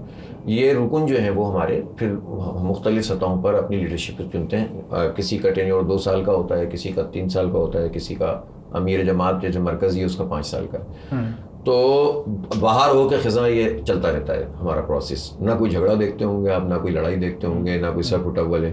ہمارے یہاں جو ہے وہ ہماری جو جیسے مرکز کا امیر ہے، تو جو ہمارا اوپر کا مرکزی امیر ہے، جو ہماری سینٹرل ایگزیکٹو باڈی ہے جسے شورا کہتے ہیں، وہ 3 نام سجیسٹ کر دیتی ہے اپنے انتخاب کے ذریعے سے. سجیسٹ کرتی ہے، یہ نہیں کہتی کہ انہیں 3 ناموں میں سے آپ امیر چن سکتے ہیں، تاکہ سہولت ہو جائے لوگوں کو. تو وہ 3 نام ہوتے ہیں اور ادر دن 3 بھی آپ ووٹ کاسٹ کر سکتے ہیں. تو پورے پاکستان میں 40-50 ہزار جو ہمارے ممبرز ہوتے ہیں، ارکان جو سیکنڈ کیڈر ہے ہمارا، وہ لوگ پھر ان لوگوں کو ان میں سے کسی کو منتخب کرتے ہیں. ٹھیک ہے. اچھا، پھر اس کے بعد آ جائیے پروونسز. وہ 3 سال کے لیے ان کے امیر ہوتے ہیں، وہ 3 ٹرم تک رہ سکتے ہیں. 3 ٹرم کے بعد چینج ہو سکتے ہیں. یا پھر اس کے بعد اب جیسے کراچی ہے، کراچی کو ایک اسپیشل اسٹیٹس ہے جماعت اسلامی میں کہ وہ ڈسٹرکٹ سے اوپر اور پروونس کے نیچے ہے، لیکن اس کو مرکز میں بھی ایک اہمیت حاصل ہے کہ اس کو ہمارے ہاں ٹرمنالوجی میں حلقہ کہتے ہیں. یعنی صوبہ اور ضلع کے درمیان ایک حلقہ ہے. یہ اسٹیٹس اس وقت صرف کراچی کو حاصل ہے. تو ہماری جماعت تو کراچی کو اہمیت دیتی ہے، تو اس میں وہ بھی 3 سال کے لیے ہوتا ہے، ڈسٹرکٹ 2 سال کے لیے ہوتے ہیں. تو یہ پورا نظام ہے، اور ہر سطح پر جو مرکزی ایگزیکٹو باڈی ہے اس کی طے ہوتی ہے، وہ بھی ووٹس کے ذریعے سے ہوتی ہے. تو سسٹم چلتا ہے. تو میں اگر آپ کہہ رہے ہیں کہ میں رہا ہوں، میں اپنے بہت بنیادی میں اسلامی جمعیت طلبہ کا سینٹرل پریزیڈنٹ تھا 2 سال میں لاہور بھی رہا اسی وجہ سے، ایل ای ڈی یونیورسٹی کا بھی ناظم رہا اور بھی مختلف کراچی کا بھی. تو اس کے بعد جب میں جمعیت سے طالب علمی کا دور ختم ہوا، فارغ ہو گیا، تو جب جماعت اسلامی میں آیا تو میں ایک ورکر کے طور پر کام کیا. میں نے اپنے بالکل محلے کے اندر وہیں پر مختلف قسم کی چھوٹی بڑی ذمہ داریاں ملی، ایک زون کی بنی. پھر یہ کس طرح کی ذمہ داریاں ہوتی ہیں جو بہت چھوٹے لیول پہ؟ ہمارا ایک بلاک ہے مثال کے طور پر، بلاک اے نارتھ ناظم آباد جہاں میں رہتا ہوں، انہوں نے مجھے وہاں کے جو ہمارے 10 12 15 20 کارکن ہیں ان کا ناظم بنا دیا. اب یہ ناظم جو ہے وہ جتنی چیزیں بھی جماعت اسلامی کرتی ہے، فنڈنگ کرتے ہیں، اس کو ہم اعانت کہتے ہیں، اور جو ہم یہ کیمپین ڈرائیو کرتے ہیں، مثلا جیسے ابھی اس وقت ہم حق دو کراچی کو تحریک ہے، تو میرا کام یہ ہے کہ میں بلاک اے میں اس تحریک کے بارے میں سوچوں، لوگوں سے کمیونیکیٹ کروں، ان کو ہینڈ بل پہنچاؤں اور اپنا پورا سسٹم بناؤں. پھر درس تدریس، دعوت، اور لوگوں کو بچوں کے پروگرام، ان کو اندر جو ہے وہ دین کی اور پاکستان کی محبت پیدا کرنا، انسان کو مطلب ان کے ایتھکس ٹھیک کرنا. خواتین کا ہمارا نیٹ ورک موجود ہے. تو وہ جو ہمارا ایک بنیادی یونٹ کا حلقے کا ناظم ہوتا ہے اس کا یہ کام ہوتا ہے. پھر درجہ بدرجہ وہ آگے ایک اسٹرکچر ہے کہ جس طرح کسی آرگنائزیشن میں ہوتی ہے کہ بالکل ڈائریکٹ تو آپ سب کو نہیں ڈیل کر سکتے. تو ڈسٹرکٹ پھر میں یہاں پر ظاہر ڈپٹی سیکرٹری جنرل بنا تو میرے ذمہ بہت سارے کام تھے. بھائی آپ مثلاً مجھے یاد ہے کہ جب میں ڈپٹی سیکرٹری جنرل بنا تو میرے ذمہ جو کام تھے اس میں کچھ کیمپینز ہوتی تھیں جتنی بھی ہم چلاتے ہیں پبلک کانٹیکٹ کی اور ریلیشن کی، وہ ہمارے ذمہ ہوتی تھیں. مختلف لوگوں کے مختلف ڈپارٹمنٹ ہوتے ہیں. پھر سیکرٹری جنرل رہا محمد حسن مہنتی صاحب کے ساتھ، پھر اس کے بعد ڈپٹی امیر رہا. تو اور اب پھر تقریباً اب مجھے 9واں سال ہے میں کراچی کا امیر ہوں. تو یہ کسی عام دوسری قسم کی جو سیاسی پارٹی ہوتی ہے یا جماعت ہوتی ہے اس سے کوئی مختلف ہے اس کا ہائرکی کا؟ دوسری جماعتوں میں یہ نظام ہی نہیں ہے. وہاں تو سب نامینیشنز ہوتی ہیں، وہاں تو الیکشن ہوتا ہی نہیں ہے. وہاں تو اگر الیکشن ہو جائے تو فساد ہوتا ہے. تو پارٹی کے جو لیڈر ہیں وہ الیکشن پہ یقین ہی نہیں رکھتے. اصل میں یہ دیکھیں یہ ہے پرابلم، یہ نامینیٹ کرتے جو جمہوریت ہے نا، جمہوریت کی تو جیم کا نقطہ بھی نہیں ہے ان پارٹیوں میں.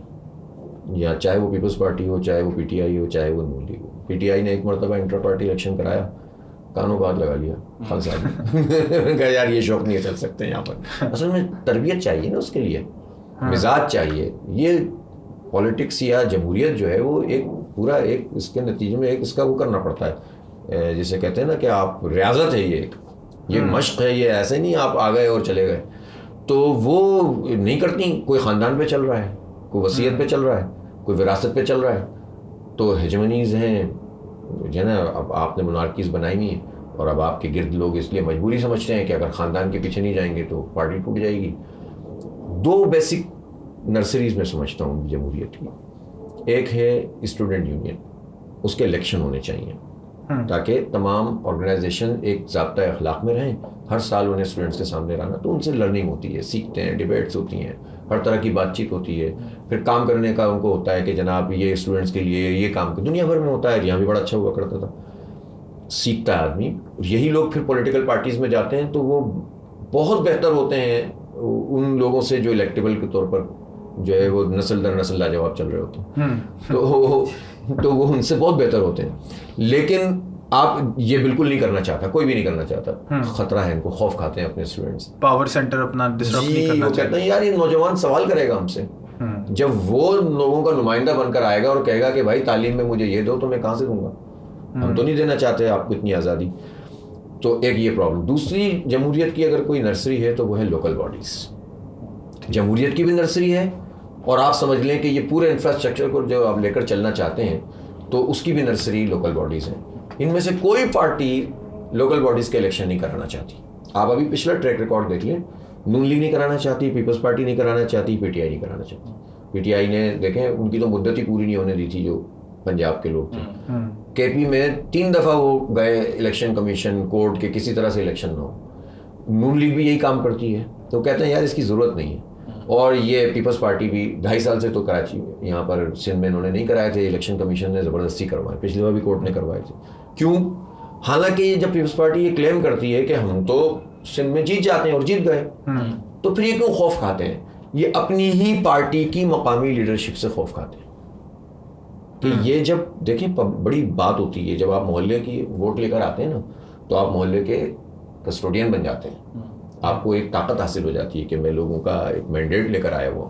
اسی طرح سے درجہ بدرجہ ہوتا ہے. تو یہ خوف کھاتے ہیں کہ یار پھر تو مطلب ہم سے کوسچن ہوگا اور یہ مضبوط ہو جائیں گے. اور یہ لوگ اپنی پارٹیوں میں کسی کو مضبوط نہیں کرنا چاہتے, یہ صرف چاپلوس خوش آمدی ٹائپ کے لوگ چاہتے ہیں.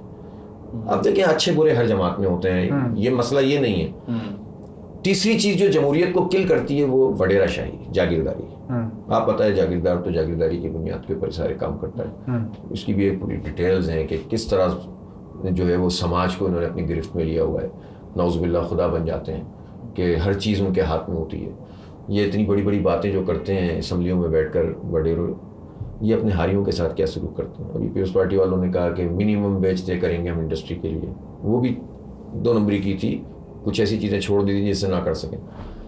میں پوچھنا چاہتا ہوں سندھ کے اندر, اندرون سندھ میں کسی ہاری کی منیمم ویج طے ہے کوئی؟ یار تم اپنے یہاں تو ٹھیک کرو. اور پھر ہوتا کیا ہے کہ جب فصل ہو جاتی ہے تو ساتھ بیٹھتے ہیں, آپ کرسی پہ بیٹھے ہوتے ہیں, نیچے لوگ بیٹھے ہوئے ہوتے ہیں بغیر چپلوں کے, اور پھر منشی آتا ہے وہ ریکارڈ نکالتا ہے, بھائی ہاں اس کو ہم نے اتنی فصل دی تھی, اس کو اتنی دی تھی. پتہ چلا جس نے پورے 4 مہینے محنت کی تھی وہ بیچارہ مقروض نکلا وڈیرے کا. جب وہ وڈیرے کا مقروض نکلتا ہے تو اس کا وہ سود کاؤنٹ ہو جاتا ہے, سود کا قرضہ. اور وہ پھر غلام ابن غلام ابن غلام اور وڈیرا ابن وڈیرا ابن وڈیرا. یہ لوگ اپنے بچوں کو پڑھا دیتے ہیں, خود بھی کچھ انگریزی پڑھ لیتے ہیں, باہر سے ہو کر کورس کر کے آتے ہیں. یہ ہمارا نظام چلاتے ہیں. یہ جمہوریت ہے یار, اس جمہوریت کو ٹھیک کرو نا. یہ اس میں متناسب نمائندگی لے کر آؤ کہ ایک گاؤں کے اندر کسی چک کے اندر ووٹ ڈالنے والے کو پتا ہو کہ میں اپنی پارٹی کو ووٹ ڈال رہا ہوں تو یہ میرا ووٹ کاؤنٹ ہوگا. کتنے لوگ ایسے ہیں جب 2 پارٹی سسٹم چل رہا ہوتا ہے کہ ادھر یا ادھر, تو کہتے ہیں یار ووٹ جو ہے نا تم اگر فلاں جماعت کو ڈال دو گے تو تمہارا ووٹ کاؤنٹ ہی نہیں ہوگا, تو تم یار چھوڑو اس کو ڈال دو, اس کو ڈال دو. پھر لوگ کہتے ہیں ہماری جیسی پارٹیوں سے آپ اس سے کیوں نہیں مل جاتے, اس سے کیوں نہیں مل جاتے. ارے بھائی کیوں مل جائیں, ہماری مرضی, جب چاہیں گے ملیں گے, جب چاہیں گے نہیں ملیں گے. اپنی پرائرٹیز دیکھیں گے. اس کی وجہ یہی ہے کہ آپ کا ووٹ کاؤنٹ نہیں ہو رہا ہوتا جب آپ کمزور ہوتے ہیں. تو یہاں پر متناسب نمائندگی کیوں نہیں ہو سکتی, ہے نا. تو یہ اتنے بڑے سوال ہیں, اتنے بڑے کوسچنز ہیں ان لوگوں کے لیے کہ جو جمہوریت کے چیمپئن ہیں. اگر وہ ٹھیک ہو جائیں تو بہت سارے مسئلے ہمارے جو ہے وہ درست ہو سکتے ہیں. 2013 میں الیکشن کمیشن نے کہا کہ ہمیں ریفارمز کے لیے پارٹیاں آئیں ہمارے پاس. صرف ایک جماعت اسلامی تھی جو کہہ رہی تھی کہ یہ پروپورشنل بنیادوں کے اوپر الیکشن ہونا چاہیے. پہلے کہتی تھی پی ٹی آئی, وہ بھی پیچھے ہٹ گئی تھی. ہم نے سبمٹ کرایا کہ ہونا چاہیے. اب آپ بتائیے کہ ظاہر ہے یہ مایوسی والی باتیں لگتی تو ہیں, اسی کے خلاف اٹھنا پڑے گا بالآخر. اسی کو تبدیلی کہتے ہیں. اسی کے خلاف اٹھنا پڑے گا اور لوگوں کے اندر لوگوں کو کنونس کرنا پڑے گا, لوگوں کو شعور دینا پڑے گا. ہمارے پروفیسر ہیں ولید اقبال, سینیٹر ولید اقبال, انہوں نے ہمیں بیٹھ کے ایک بار کلاس کے اندر فرسٹ 40 خیر انہوں نے تو پورا کانسٹیٹیوشن کو ہی کور کیا تھا, لیکن انہوں نے ہمیں specifically first 40 fundamental articles of fundamental rights of جو آپ کے کانسٹیٹیوشن میں لاکڈ ہے, فرسٹ 40 آرٹیکلس, یہ شعور دینا چاہیے. آپ نے ایک بار عوام کو یہ شعور دے دیا کہ آپ نے وہ 40 نکات پڑھ لیے نا, نو بڈی کین, آپ کو اپنی حفاظت اپنے سیکیورٹی اپنا جتنے بھی رائٹس ہیں وہ سارے پتہ چل جاتے ہیں اسی کے اندر. اور یہ آپ کی کتاب میں لکھا ہوا ہے جو آپ کی آئین ہے, ٹھیک ہے, جو کہ بنتی ہے ول آف دا پیپل سے, ٹھیک ہے, جس کے پری فیس میں لکھا ہوا ہے will of the people.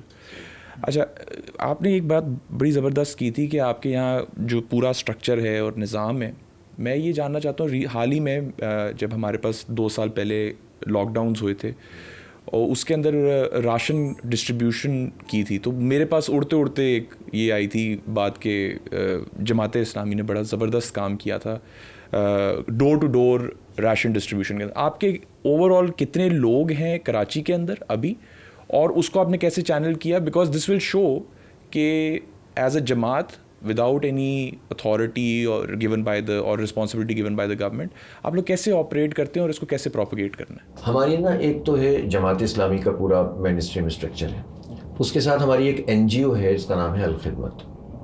Al-Khidmat NGO کا جماعت اسلامی سے تعلق ہے, اور ایسا تعلق ہے کہ جو پریسیڈنٹ ہوتا ہے جماعت اسلامی کراچی کا وہ الخدمت کا پریسیڈنٹ بھی ہوتا ہے. لیکن وہ پریسیڈنٹ جو ہے نا وہ ہوتا ہے مطلب ورکنگ پریسیڈنٹ نہیں ہوتا, بس اس کی ایک سرپرستی ہوتی ہے.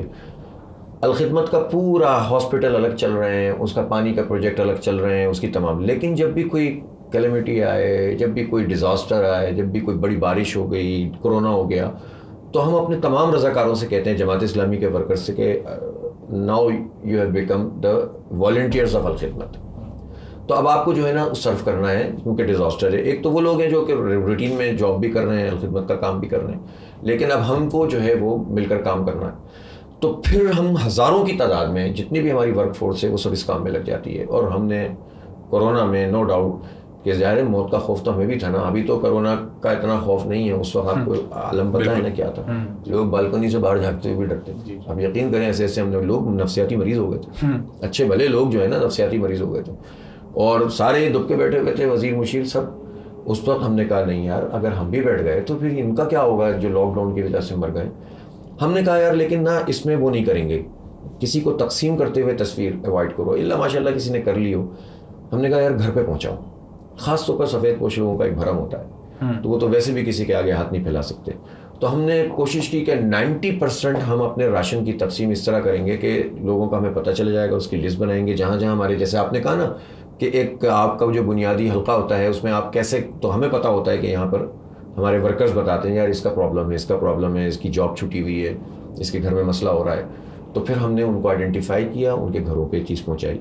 اسپرے بڑا ایشو تھا, ہم نے مسجدوں میں اسپرے کیا, چرچز میں کیا, مندروں میں کیا نا. ہم نے نہیں دیکھا کہ یہ مسجد, یہ امام باڑہ, اس میں کوئی فرق ہوتا ہے. ہم نے نہیں دیکھا, ہم نے ٹرانسجینڈرز کو جو ہے نا ان لوگوں کو راشن فراہم کیا. ہم نے کوئی کسی کمیونٹی کو اس بنیاد کے اوپر نہیں, صرف انسان ہونے کی حیثیت سے الحمدللہ ہم نے سب کو سپورٹ کیا, اور اس کو سب بہت زیادہ ریگارڈ کرتے ہیں کہ جماعت اسلامی نے ہمیں بالکل اس طرح سے لیا. تو ہمارا جو پورا آرگنائزیشن کا ہزاروں لوگوں کا نیٹ ورک ہوتا ہے نا الحمدللہ, وہ سب اس کام میں لگ جاتے ہیں. ارے آپ اس کو چھوڑیں, ابھی عید آئی نا, عید پہ قربانیاں ہوتی ہیں, بارش میں تھی, ہم کرتے ہیں اجتماعی قربانیاں, یعنی لوگ حصہ لے لیں, دیکھا ہوگا اسٹریٹ ٹاؤن کے پاس ہوتی ہے, سب جگہ ہم لوگ کرتے ہیں. تو یہ میرا خیال ہے کوئی لاکھوں کی تعداد میں ایسے لوگ ہیں جو جماعت اسلامی کے مختلف جگہوں کے اوپر ان قربانیوں میں حصہ لیتے ہیں. اب کتنی بارش تھی, کتنی گندگی تھی, کتنا, بعض لوگوں نے تو کہا بھائی تم یہاں سے ہماری گائے لے جاؤ, ذبح کر دو, کیونکہ 3 دن میں ہمیں نہیں سمجھ میں آ رہا ہم کیسے قربانی کریں گے. یہ سروس بھی ہم نے پرووائڈ کی, اور اتنا فیسیلیٹیٹ کیا لوگوں کو, لوگ دل سے دعائیں دیتے ہیں. دیکھیں ایک زمانہ ایسا آیا کہ تمام پارٹیوں کو وائپ آؤٹ کر دیا گیا تھا یہاں سے. جماعت اسلامی کیوں موجود رہی؟ ہم گراس روٹ لیول پہ کام کرتے ہیں, ہم موجود ہیں تو آج ہم دوبارہ سے اعتماد کے ساتھ کھڑے ہوئے ہیں. ہمیں معلوم ہے پورے پاکستان میں ہمارا جماعت اسلامی کی جو الیکٹورل پوزیشن ہے, باقی پوزیشن تو اچھی ہے الحمدللہ, لیکن الیکٹورل پوزیشن اچھی نہیں ہے. لیکن کیوں ہم کراچی میں کلیم کر رہے ہیں کہ ہم میئر بن سکتے ہیں؟ اس لیے کر رہے ہیں کہ ہم نے یہاں کام کیا ہے, یہاں ہم ڈیپ روٹیڈ ہیں, ہم گراس روٹ لیول پر محنت کرتے ہیں. ہم کو جب موقع ملا میئرشپ کا تو ہم نے ڈیلیور کیا. ہم نے 4 سال میں 40 سال کے برابر کام کیا. آپ سوچ نہیں سکتے کتنا کام کیا, مطلب آپ کبھی جائیں ڈیٹیل میں تو آپ حیران رہ جائیں گے. ابھی مجھے ہماری میڈیا کے لڑکوں نے کہا کہ یار وہ آپ نا 3 منٹ میں اپنی پرفارمنس بتائیں کہ ہم نے کیا کیا کام کیا. ارے میں نے کہا بھائی میں کیسے بتاؤں گا, ایک تو رٹا لگانا مشکل کام ہے. بہرحال بھائی شروع کیا, پڑھا, دیکھا, جتنا یاد رہ گیا, آدھے بھول گیا, آدھے رہ گیا, لیکن وہ ختم ہی نہیں ہو رہا کہ الخدمت میں کیا کرتے ہیں, اور نعمت اللہ خان نے کیا کیا, اور جماعت اسلامی اور لوگوں کو کیا ریلیف دیتی ہے. تو اللہ کا شکر ہے کہ ہم یہاں پر بہت اچھی پوزیشن میں اور لوگ بھی اس کو ریکگنائز کرتے ہیں. ایشو یہ ہوتا تھا کہ لوگ کہتے تھے آپ اچھے بہت ہیں لیکن یار ووٹ آپ کا نہیں. یہ میتھ ٹوٹ گیا پچھلے جو وہ تھا نا کینٹونمنٹ بورڈ کے الیکشن میں تھے. جی. تو کراچی میں electoral come back Jamaat Islami کا الحمدللہ ہوا اور لوگوں نے ہم پر اعتماد کیا, ہمیں ووٹ سیٹ بھی ملی اور ہم سیکنڈ پہ تقریباً یعنی 38 میں سے 5 ہم جیتے, 16 میں ہم سیکنڈ پہ رہے اور 12 ووٹ 15 ووٹ 40 ووٹ اس سے. تو ہمارا اندر ایک اعتماد آیا اور ساری پارٹیوں کو پتہ چل گیا کہ بھائی اب یہ نہیں ہے, اب یہاں پر ایک ٹف کمپٹیشن ہے. اور وہ ہماری جو مسلسل کیمپینز ہیں نا ان تمام ایشوز پر, اب لوگوں کو پتہ چلا کہ نہیں یار یہ ہماری آواز بنتے ہیں تو ان کو سپورٹ کرو.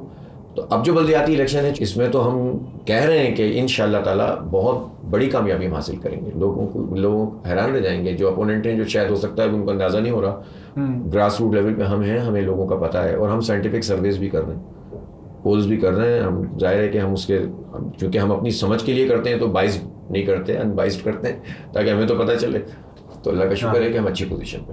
انشاءاللہ جی آپ کا اچھا رزلٹ بھی آئے گا. ویسے حافظ صاحب میں جاننا چاہ رہا تھا کہ آپ کا اب تقریباً کم و بیش 20 سال کا جماعت اسلامی کے ساتھ تجربہ رہ گیا ہے. 2000 میں آپ نے جوائن کیا تھا شاید. میں نے اسلامی جمعیت طلبہ کا تو 1988 میں جوائن کیا تھا. اچھا, اس کو آپ ڈفرینشیٹ کریں کہ وہ تو اسٹوڈنٹ یونین ہے نا. وہ ہے لیکن جماعت اسلامی کی ایک نرسری ہے نا, وہ آرگنائزیشن الگ ہے. اچھا دیکھیں آپ تو جماعت اسلامی کی بات بڑا اچھا آپ نے یاد دلا دیا. ہاں, یہ تو جماعت اسلامی اور پیپلز پارٹی اور نون لیگ کا کمپیریزن ہوتا ہے تو جماعت اسلامی ایک جمہوری پارٹی ہے, باقی جمہوری نہیں ہے. مطلب یہ کچھ بھی کہہ لیں یہ جمہوری پارٹیاں نہیں ہیں, یہ میں آپ کو بتا دوں. یہ جمہوری پارٹیاں ہو بھی نہیں سکتی, کم از کم اپنے ادارے کے اندر جمہوری عمل نہیں رہتا ہے ہی نہیں بالکل. یہ کہاں سے جمہوری ہیں. الیکٹیبل کی پارٹیاں بھی دیکھیں نا, لوٹے لٹے رہے یہ سب, میرے پاس آ جائیں تو زندہ باد, تیرے پاس چلے جائیں تو مرد آباد, یہی چل رہا ہے نا. اور کیا ہے. اب آپ بتائیے, یہ تو جماعت اسلامی ہو گئی. اسلامی جمعیت طلبہ جو ہے نا اسٹوڈنٹ کی آرگنائزیشن ہے, 100% انڈیپینڈنٹ ہے. صرف اس لیے کہ ہم لوگ ان کے ساتھ اچھے رابطے میں رہتے ہیں, ان کی کسی چیز کی ڈیمانڈ ہوتی ہے پوری کرتے ہیں, کوئی ان کو ہم سے گائیڈ لائن چاہیے ہوتی ہے وہ ہم پرووائڈ کرتے ہیں, ورنہ ڈیسیجن ان کے ہوتے ہیں. 1947 میں جمعیت بنی, آج ہو گئے 2022, کوئی ایک سال بھی ایسا نہیں ہے جب ان کے سینٹرل پریزیڈنٹ کا انتخاب نہ ہوا. کوئی ایک سال نہیں ہے سوائے ماشاء اللہ کے ایوب صاحب کے زمانے میں جب انہوں نے بالکل ڈسمینٹل کر دیا تھا, تب بھی انہوں نے الگ سے ایک سیٹ اپ بنا لیا تھا. یہ 60s کی بات بتا رہا ہوں میں آپ کو. کوئی دنیا میں ایسی مثال نہیں ہے. اور صرف یہی نہیں کہ سینٹرل پریزیڈنٹ کا ہر سال انتخاب ہوتا ہے ان کا, بلکہ ان کے تمام سٹیز کے پریزیڈنٹ کا جو ہے وہ انتخاب ہوتا ہے, ڈائریکٹ الیکشن, جس میں ان کے جو ممبرز ہوتے ہیں وہ ووٹ کرتے ہیں, اور ان کی بھی اسی طرح سے ایگزیکٹو باڈی بنتی ہے. تو اسلامی جمعیت طلبہ کے بارے میں ایک جنرل کنسیپٹ تو یہ آتا ہے نا کہ یار وہاں جھگڑا ہو گیا, یہاں جھگڑا ہو گیا. یہ تو اتنا سا ہے جتنا سروسز وہ پرووائڈ کرتے ہیں. NLD یونیورسٹی میں نے پڑھا, اب کوئی یہ کہہ سکتا ہے کہ یار وہ کاپی رائٹ یہ وہ, لیکن میں نہیں جانتا اگر مجھے اس وقت تو یہ کمپیوٹر پہ چیزیں اویلیبل بھی نہیں ہوتی تھیں, اگر ہم لوگوں کو وہ کتابیں ریپرنٹ کرا کے یہ نہیں دیتے اسٹوڈنٹس جو اسٹڈی ایڈ پروجیکٹ کے تحت اسلامی جمعیت طلبہ والے ہم کتابیں بھی نہیں لے سکتے تھے. ٹھیک ہے نا. تو اتنی بڑی خدمت, بک فیئرز کرنا, فیسیلیٹیٹ کرنا, لوگوں کی فیسیں ادا کر دینا, یہ سب کام کرتے ہیں جمعیت والے. اس میں ویسے جمعیت جو ہے وہ اتنا بڑی جمہوری جماعت ہے کہ اس کا کوئی پارٹی مقابلہ نہیں کر سکتی, لیکن یہ چیزیں لوگوں کے سامنے انفارچونیٹلی آتی نہیں. بالکل ایسے ہی. لیکن سوری آئی ایم انٹرپٹنگ, ایک میرا جمعیت طلبہ کے حوالے سے یہ جو مقصد بیان کیا گیا ہے انٹرنیٹ پہ, ویکیپیڈیا پہ ہی ہے, it is working in Pakistan to eliminate the non-Islamic elements and secularism from curriculum and teachings of educational institutions of Pakistan. یہ اتنا مخالفت والا رویہ یا موٹو کیوں بیان کیا کسی ایک پوائنٹ کے اوپر لکھا ہوا ہوگا. ایکچولی تو دیکھیں اسلامی جمعیت طلبہ کا جو موٹو ہے نا وہ تو ہمیں یاد ہے آج تک بھی, ہم تو ظاہر بچپن کی چیز تو بھولتے ہی نہیں ہیں کہ اللہ اور اس کے رسول صلی اللہ علیہ وسلم کے بتائے ہوئے اصولوں کے مطابق پرنسپل وہ ہیں جو اللہ رسول بتا رہے ہیں. ہمارا عقیدہ ہے, ظاہر ہم اس عقیدے پہ موجود. بالکل. انسانی زندگی کی تعمیر, مسلمانوں کی زندگی کی نہیں, انسانی زندگی کی تعمیر کے لیے اللہ تعالیٰ کی رضا حاصل, رضا الہی کا وصول. یہ اتنا سمپل بات ہے کہ آپ کو انسانوں کی زندگیوں کو بہتر بنانا ہے. پرنسپل وہی ہوں گے, اور انسانوں کی زندگی کو بہتر بنانے کے لیے ان کے 5 پوائنٹس ہیں, جس میں آپ ریلیجیس تعلیم ضرور دیں گے لیکن ساتھ ساتھ ان کے اندر خوبیاں پیدا کریں گے, اسکل پیدا کریں گے. اور اس کے جمعیت کا جو ایک آخری نقطہ ہے وہ یہ ہے کہ اسٹرگل کریں گے, جد و جہد کریں گے طلبہ حقوق کے لیے, کہ جو حق مارے گئے ہیں اس کے خلاف جو ہے وہ کیمپیننگ کریں گے پوری. تو یہ تو پورا ایک پیکیج ہے کسی ایک اسٹوڈنٹ کے لیے کہ جو ایمرجنگ آدمی لڑکا ہوتا ہے, اس وقت اس کے اتنے خواب ہوتے ہیں, اتنے خیالات ہوتے ہیں, اتنی تمنائیں ہوتی ہیں, تو اس کو ڈسپلن بھی کرنا اور اس کو فوکس بھی کرنا اور اس کی تربیت بھی کرنا, اس کے اندر اسکل کی ڈیولپمنٹ بھی کرنا, اور اس کو اس قابل بنا دینا کہ جب وہ اپنی عام فیلڈ کے اندر آئے تو ایک بہترین پرفارمر ہو. اور یہی وجہ ہے کہ اسلامی جمعیت طلبہ سے گزر کر جو لوگ آتے ہیں وہ اپنی ہر فیلڈ کے اندر آگے جاتے ہیں. بائی اینڈ لارج تقریباً آپ دیکھیں گے یہ ہر فیلڈ کے اندر, آپ آئی ٹی میں دیکھیں گے تو ادھر دیکھیں گے, آپ کمیونیکیشنس میں دیکھیں گے, آپ جو ہے وہ پولیٹیکل سائنس میں دیکھیں گے, آپ ایون یہ دوسری پارٹیوں میں بھی اگر چلے جاتے ہیں تو بھی جو ہے ان کے اندر ایک خاص مقام ہوتا ہے ان کا. تو یہ تربیت ہے, یہ پورا نظام ہے. تو خرابیاں تو ہر ایک میں ہو سکتی ہیں یار. اچھا, کراچی میں رہتے ہوئے ہم نے کم و بیش پچھلے 25 سالوں کے اندر کئی پارٹیاں آتے جاتی دیکھیں, اور اس میں ان کی پرفارمنس کا ایک بہت بڑا ایلیمنٹ ہے, کیونکہ کراچی کی جو عوام ہے نا, اس کو بولتے ہیں کراچی کی باشعور عوام. یہاں آپ جس طرح مشہور ہے آپ کا KPK کہ وہ ایک بار دھوکہ کھاتے ہیں اور اگلی بار ووٹ نہیں کرتے, تو کراچی میں بھی آپ نے وہی ٹرینڈ دیکھا ہے, بس وہ ہم مانے نہیں جاتے اس چیز کے لیے. ٹھیک ہے, تو ایک جب میں ہسٹری پڑھتا ہوں اور میں دیکھتا ہوں JI کی ہسٹری کو میں دیکھتا ہوں, تو ایک وقت تک یہ بڑے مقبول تھے ادھر, آپ کی اسٹوڈنٹ فیڈریشن, اس کے علاوہ آپ کی اپنی پولیٹیکل پارٹی.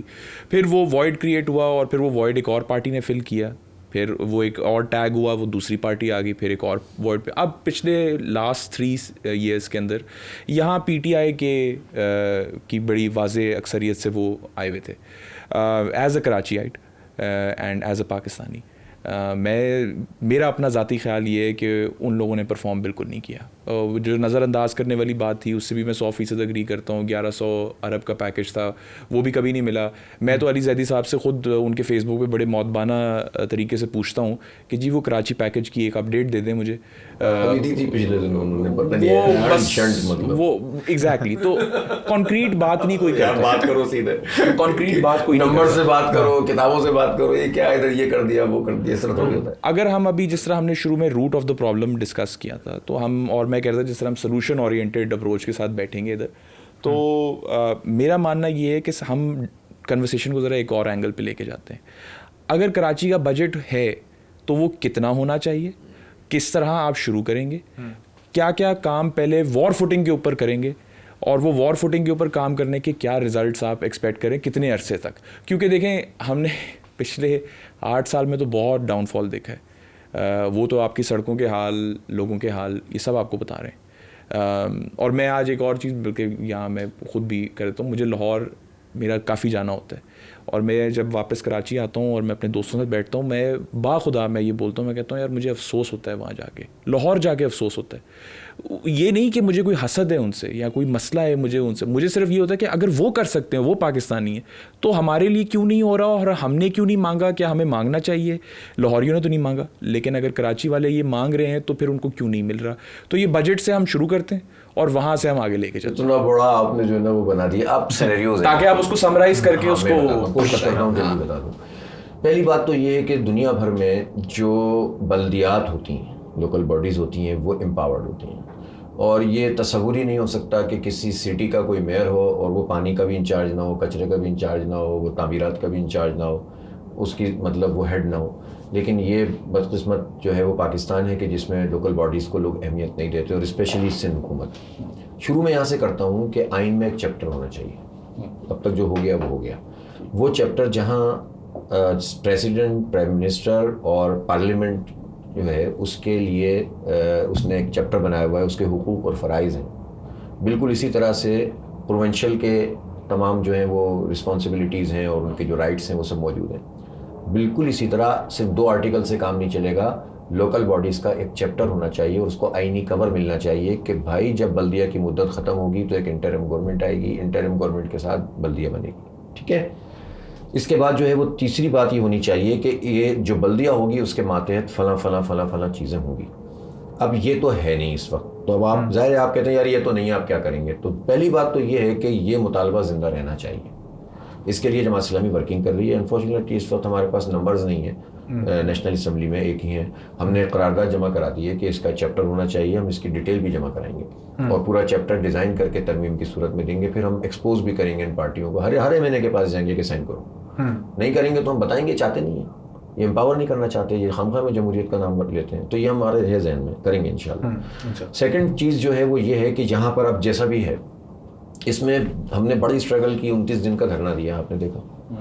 اس دھرنے کے نتیجے میں بہرحال پیپلز پارٹی والوں نے ہم سے ایک ایگریمنٹ تو کیا, اس ایگریمنٹ کو کچھ انہوں نے امپلیمنٹ بھی کیا, مطلب جتنی بات ہے اتنی ماننی چاہیے. اور انہوں نے واٹر اینڈ سیوریج بورڈ کا چیئرمین میئر کو بنا دیا ہے, انہوں نے سالڈ ویسٹ مینجمنٹ کا کراچی چیپٹر کا جو ہیڈ ہے وہ میئر کو کر دیا ہے, اور بھی بہت سارے.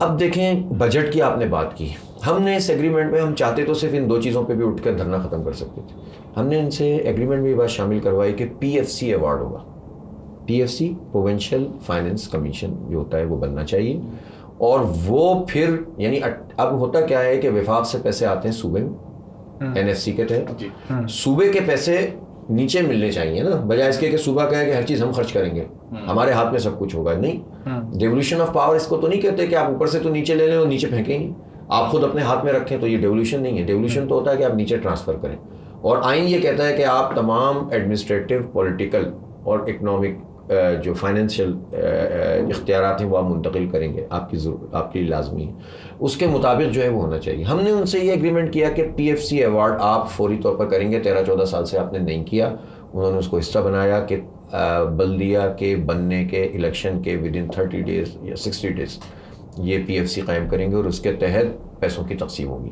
نمبر 1. سیکنڈ بات یہ ہے کہ ہم نے اس میں ایک چیز اور شامل کروائی کہ موٹر وہیکل ٹیکس میں کراچی کو حصہ ملنا چاہیے.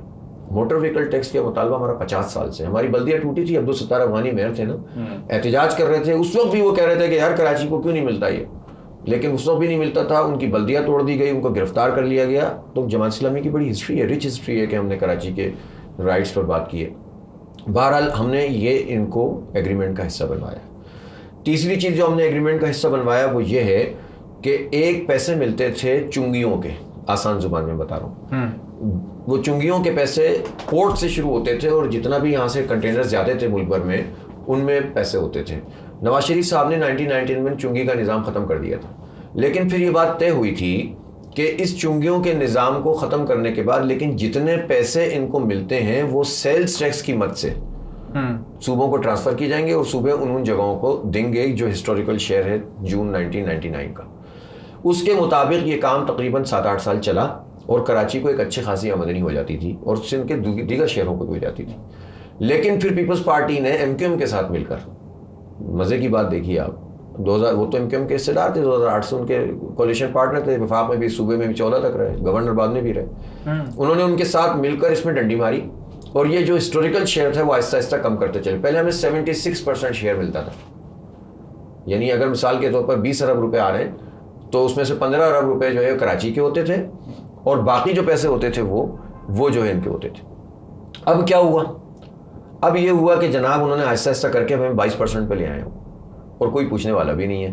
ہم نے یہ بات ان سے ایگریمنٹ کا حصہ بنوائی ہے کہ ان لیو آف آکٹرائے میں جو پیسے ملتے ہیں وہ پیسے جون 99 کے شیئر کے مطابق تمام شہروں کو دیے جائیں گے.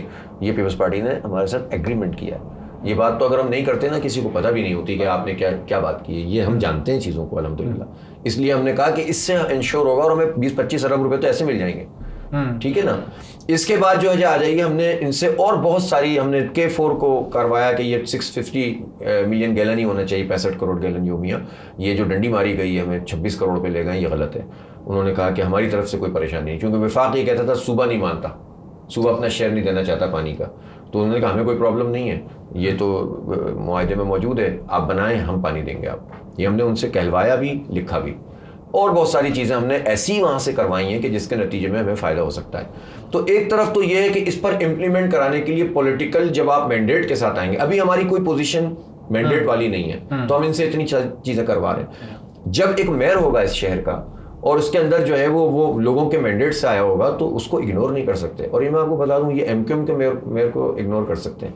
اس کی وجہ ہے کہ ان کے تو رکپٹوں سے ایک دوسرے کے واقف ہیں نا یہ, ٹھیک ہے نا. جماعت اسلامی کی جو کریڈیبلٹی ہے, اور جماعت اسلامی کی چونکہ کوئی فائل نہیں بنی ہوئی, اور ہمارے پیش نظر ہماری اپنی ذات نہیں ہے, پیسہ نہیں کمانا, تو ہمیں یہ اس طرح سے جو ہے نا اگنور نہیں کر سکتے. ہم تو ان کے گلے پڑ جائیں گے انشاءاللہ, ان سے اختیار بھی لیں گے, پیسے بھی لیں گے. اب جو اختیار اویلیبل ہے اس میں جو کام ہو سکتا ہے وہ تو کریں گے نا. آخری بجٹ جو وسیم اختر صاحب کا تھا وہ 26 ارب روپے کا تھا. تو بھائی آپ 26 ارب روپے کا حساب دیتے ہیں, ہم تو آپ سے وہ حساب مانگ ہی نہیں رہے جو آپ کا نہیں ہے. وہ اس میں بھی روتے رہے, اختیار نہیں ہے. تو بھائی رونا ہی تھا تو پھر آپ چپکے کیوں رہے اتنے عرصے تک؟ تو ہم رونا گانا نہیں کریں گے, جتنا کام ہے اس سے زیادہ کریں گے انشاءاللہ, اور بقیہ کے لیے لڑیں. سیدھا فارمولہ ہے, اور کریں گے. پہلا اب آپ کہیں گے کہ کیسے کریں گے ٹھیک. ایک ہوگا بالکل امیجیٹ کرنے کا کام, وہ ہوگا انشاءاللہ صفائی ستھرائی سے شروع. اور کہیں گے کیسے کریں گے, بہت سمپل فارمولہ ہے. نعمت اللہ خان صاحب کے زمانے میں جو عملہ تھا نا, چھٹیاں کرتا تھا, اسی طرح سے حال تھا. ایک گاڑیاں KMC کی ٹھیک کی جو اینٹوں پہ کھڑی ہوئی تھیں, ان کو پہیوں پہ کھڑا کیا. پھر اس کے بعد جو ہے ان کے ڈیزل کی پرچیاں بنتی تھیں, گاڑیاں چلتی نہیں تھیں, ان گاڑیوں کو چلانا شروع کیا. اس کی نگرانی تمام ٹاؤن ناظم, UC ناظم جو جماعت اسلامی کے تھے خود کرتے تھے. ہم بھی یہی کام کریں گے. اور جتنا عملہ تھا سویپرز کا اور کنڈی مین کا, اس کی صبح فجر کے بعد حاضری لینا شروع کر دیں آپ. اور شروع میں انہوں نے کیا, فجر بعد حاضری لی, بھاگ جاتے تھے حاضری لگا کے. پھر ہم نے 11 بجے دوبارہ لینا شروع کی, اور 3 بجے دوبارہ. تو اتنی ذمہ داری کے ساتھ ہمارے کونسلرز نے اور ہمارے UC ناظم چیئرمین نے یہ کام کیا کہ مہینوں کے اندر کراچی صاف ہو گیا تھا, کلین ہو گیا تھا اور گرین ہو گیا تھا. پھر تم نے گرین بیلٹس بنائی تھیں, ماڈل پارکس بنائے تھے, بہت کچھ کیا تھا اس شہر کے لیے. تو یہ کام تو ہم فوری طور پر کریں گے. K4 ہمیں مکمل کروانا ہے. پانی کے لیے ظاہر ہے یہ میری فیلڈ بھی ہے, میں اس بات کو جانتا ہوں کہ ہائی رائز بلڈنگ کے لیے اب یہ کمپلسری ہونا چاہیے کہ وہ پانی انڈر گراؤنڈ لیں اور ٹریٹ کریں, اس کو میٹھا کر کے استعمال کریں. انڈسٹری کے لیے ریسائکلنگ ہونی چاہیے. اگر ریسائکلنگ ہو جائے تو ہمارا 200-250 ملین گیلن پانی بچ جائے گا. ٹھیک ہے, اور وہ ابھی بھی بہت ساری انڈسٹری میں یہ کام ہو رہا ہے.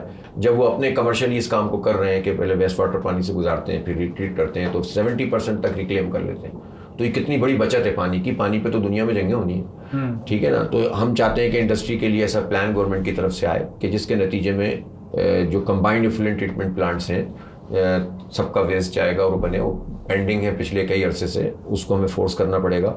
اور انڈسٹری کو بھی ہم کہیں گے کہ آپ اس کے ذریعے سے چیزوں کو بہتر بنائیں. ریسائکلنگ ہوگی, انڈیویجولی بھی کر سکتے ہیں, کلیکٹیولی بھی کر سکتے ہیں. تیسرا یہ ہے کہ سمندر کے پانی کو میٹھا کرنے کا بھی, وہ مہنگا ہے لیکن کرنا پڑے گا, اس کے بغیر گزارا نہیں ہے. دنیا میں ہوتا ہے تو ہم کیوں نہیں کر سکتے. تو اس وقت جس ریٹ کے اوپر ٹینکر میں پانی ملتا ہے اس سے سستا پڑے گا, ٹھیک ہے نا.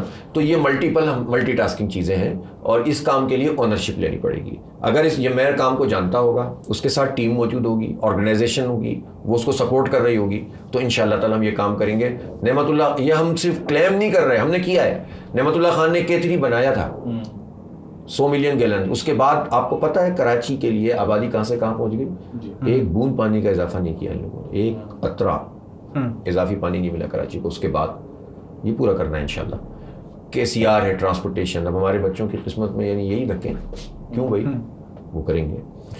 ایک چیز جو میرا مطلب ایک بہت بڑا خواب ہے, اور اللہ نے انشاءاللہ توفیق دی, جماعت اسلامی کا میئر آیا تو ہم یہ کریں گے. ہم اس وقت جو ڈیمانڈ IT کی موجود ہے اور ہم اس کو ڈلیور نہیں کر پا رہے, سپلائی نہیں ہے, جبکہ ہمارے پاس 3 کروڑ کی آبادی میں 30 سال تک کی عمر کے تقریباً 2 کروڑ لوگ ہیں. چھوٹے بچوں کو آپ نکال بھی دیں تو آپ تقریباً ہمارے پاس آدھی یوتھ ہے. یہ یوتھ بہت پوٹینشیل یوتھ ہے نا. یہی یوتھ جو ہے اگر اس کو جب مافیا اچک لیتے ہیں تو یہ کیا بن جاتے ہیں, یہ نشوں کا عادی بن جاتے ہیں. یہ ان کو پڑھائی مل جاتی ہے تو یہ ٹاپ کلاس پڑھائی کرتے ہیں. ان کی اسپورٹس میں ان کو موقع مل جائے, ان کو کھیل کا موقع مل جائے, یہ ٹھیک ہوتے ہیں. تو بھائی یہ تو اتنا پوٹینشیل علاقہ ہے, اتنا اچھا شہر ہے, اس کی ایک ہسٹری ہے, تو آپ ان کو کیوں نہیں پڑھا سکتے. ان کو ہم پڑھائیں گے. ابھی ہم نے الخدمت کے تحت بنو قابل کے نام سے ایک پروگرام لانچ کیا. صرف ایک آرگنائزیشن ہے, صرف ایک پارٹی ہے. آپ کو پتہ ہے اس میں ہم نے رجسٹریشن روکنی پڑ گئی. مور دین 70,000 لڑکے لڑکیاں آ گئے اس میں, اور اس میں تقریباً 20,000 کے قریب لڑکیاں تھیں. اب انہیں ان کا ٹیسٹ, ان کے لیے ہزاروں اسکالرشپس, ان سب کو 2-3 سال کے اندر ان سارے لوگوں کو پڑھائیں گے. لاکھوں لوگوں کو ہم صرف الخدمت کے تحت کورسز کرائیں گے.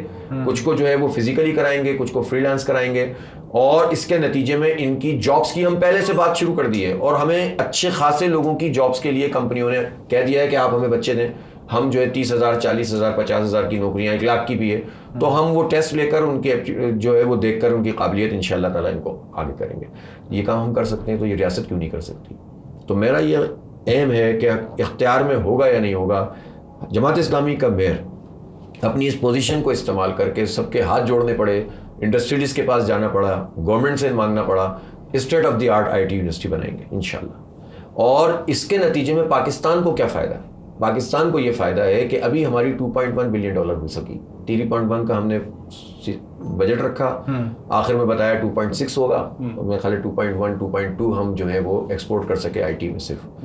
اب بتائیں انڈیا 120 کر رہا ہے تقریباً, تو مطلب ٹھیک ہے وہ ہم سے آبادی میں اگر 5 گنا 3 گنا بڑا ہے, 4 گنا بڑا ہے, تو بھائی اتنی کر لو, لیکن آپ ہم کہاں ہیں, جبکہ پوٹینشیل کی کوئی کمی نہیں ہے. دنیا میں جہاں جاتے ہیں ہمارے بچے وہاں کا ریمیٹنس جنریٹ کر رہے ہیں, وہاں کے لیے کام کر رہے ہیں, تو ہمارے یہ بچے آپ کو ریمیٹنس لا کے دیں گے, یہ اپنے ماں باپ کا بھی خیال کریں گے, یہ خرابیوں سے بھی بچیں گے, اور یہ انشاءاللہ تعالی ہمیں پاکستان کو, میرا خیال ہے 4 سال میں ہم اس کو $8 سے $10 بلین پہ لے جا سکتے ہیں. کوئی پاکستان میں دیکھیں پچھلی حکومت کا یہ کام تھا, لوگوں نے اس طرح کی چیزوں کی توقع کی تھی ان سے, لیکن انہوں نے اس پر کراچی میں آئی ٹی کا نہیں بنایا یونیورسٹی, یار ہمارا منسٹر انہوں نے یہیں سے لیا تھا, ایم کیو ایم کا ہی آئی ٹی منسٹر تھے, یہیں کی نہیں کیا, باقی سطح کرتے پھر رہے تھے جگہ جگہ. یہ ہم کریں گے, ہم بہت اس کے اوپر سیریس ہیں, ہم اپنے بچوں کو اس طرح ضائع نہیں کر سکتے یار. پھر ٹیکنیکل ایجوکیشن ہے, پھر پارکس ہیں, پھر کھیل کے میدان ہیں. اب دیکھیں مسئلہ کیا ہو گیا, پہلے کھیل کے میدانوں میں محلے کے بچے آ کے کھیلتے تھے, اب کھیل کے میدان اگر یا تو کچرا کنڈیاں ہیں یا پھر ان کو صاف کر کے لوگوں نے اس کو بھی کمرشلائز کر دیا. محلے کے بچے نہیں کھیل سکتے, پیسوں میں اب باہر سے آ کے کھیل سکتے ہیں, اکیڈمیز پیسے لیتی ہیں. خان صاحب کو ایک ضد تھی کہ ڈپارٹمنٹل کرکٹ ختم کرنی ہے, تو ڈپارٹمنٹل اسپورٹس ختم کر دیا انہوں نے. اچھا ہزاروں کی تعداد میں کھپ جاتے تھے لڑکے, اور جو ہے وہ اس کے نتیجے میں ان کی جاب بھی سیکیور ہو جاتی تھی اور کھیلتے بھی اچھا تھے, تو دونوں چیزیں ساتھ ساتھ چلتی تھیں. اب ان کی ضد تھی کہ نہیں میں تو انگلینڈ کی طرح کا کاؤنٹی سسٹم بناؤں گا. بھائی ہو رہی ہے یہاں پر کاؤنٹی سسٹم PSL کی صورت میں, لیکن کتنے ہے نا, نہیں ہو سکتا نا. تو ڈپارٹمنٹل کرکٹ ہونی چاہیے, ڈپارٹمنٹل باکسنگ ہونی چاہیے. فٹ بال کا اتنا بڑا اسکوپ اس شہر کے اندر موجود ہے, ہم کیوں نہیں دنیا کی یورپ کا مقابلہ کر سکتے. ہمارے بچوں میں فٹ بال کا اتنا جنون ہے, لیکن ہمارا سارا رونالڈو کے اوپر جا کے ختم ہو جاتا ہے یا میسی کے اوپر ختم ہو جاتا ہے. میں خود ایوڈلی اتنا کوئی زیادہ اچھا فٹ بالر نہیں ہوں, لیکن کھیلتے ہم ریگولرلی ہیں. کم از کم ہینڈ فٹ بال تو کھیل ہی لیتے ہوں گے. اب وہ بھی ہم نے یونیورسٹی بہت کھیلی ہے, لیکن ایک بات ہو رہی تھی, ایک بار ہم گیم کھیل کے واپس بیٹھے تھے تو بڑی بات ہوئی کہ جی یہ ہمارا فٹ بال جو ہے یہ باہر استعمال ہوتا ہے. میں نے کہا اس سے زیادہ خوشی اس بات کی نہیں ہوئی کہ ہمارا فٹ بالر باہر جا کے کسی ٹیم کے لیے کھیل رہا ہو. And I know personally, اپنی ٹیم کے لیے کیوں نہیں اتنا اچھا فٹ بالر بن سکتا, ہماری ٹیم کیوں نہیں آگے جا سکتی ہے. Personally, I know a lot of people who would have been excellent footballers if they've been given that opportunity. خاص طور پر ہمارے علاقے میں اور ہماری ملیر میں تو اس میں بڑے زبردست قسم کے پلیئرز ہیں جی, باکسرز بہت اچھے ہیں ان سارے گئے گزرے حالات میں بھی. اب ہم نے جب دھرنا دیا یہاں پر, تو ہم نے دھرنے کو ذرا سوشل گیدرنگ میں بنایا تھا, تو ہم نے بہت سارے اسپورٹس والوں کو بھی انوائٹ کیا کہ آؤ یا دھرنے کا حصہ ہو. تو باکسنگ کے کلب والے آئے یار, اتنی اچھی باکسنگ, اتنے چھوٹے چھوٹے بچے, اتنا بہترین طریقے سے انہوں نے ڈسپلے کیا. ہم نے پوچھا کہاں ہے آپ کا کلب, کسی جگہ پر پلازا کی پارکنگ میں کسی نے ان کو جگہ دے دی ہے تو وہ اس کے اندر کلب چلا رہے ہیں. یار ان کو تو اسٹیٹ کو بالکل اون کر لینا چاہیے ہے نا, اس طرح کے. تو یہ ہمارا ہے, انشاءاللہ ہم کریں گے. آپ کو پتہ ہے نعمت اللہ خان نے اپنے اس دوران میں سٹی اولمپکس کرائے تھے اور بڑے سکسیزفل تھے. ہاں بہت زبردست کام کیا تھا. تو اسپورٹس میں اور ایجوکیشن میں, اور خاص طور پر آئی ٹی کے اندر ہمارا ایم ہے, اور ہم یہ چاہتے ہیں کہ جو ہمارے اسکول ہوں گے بلدیہ کے تحت, ان کو ہم ماڈل اسکول بنائیں.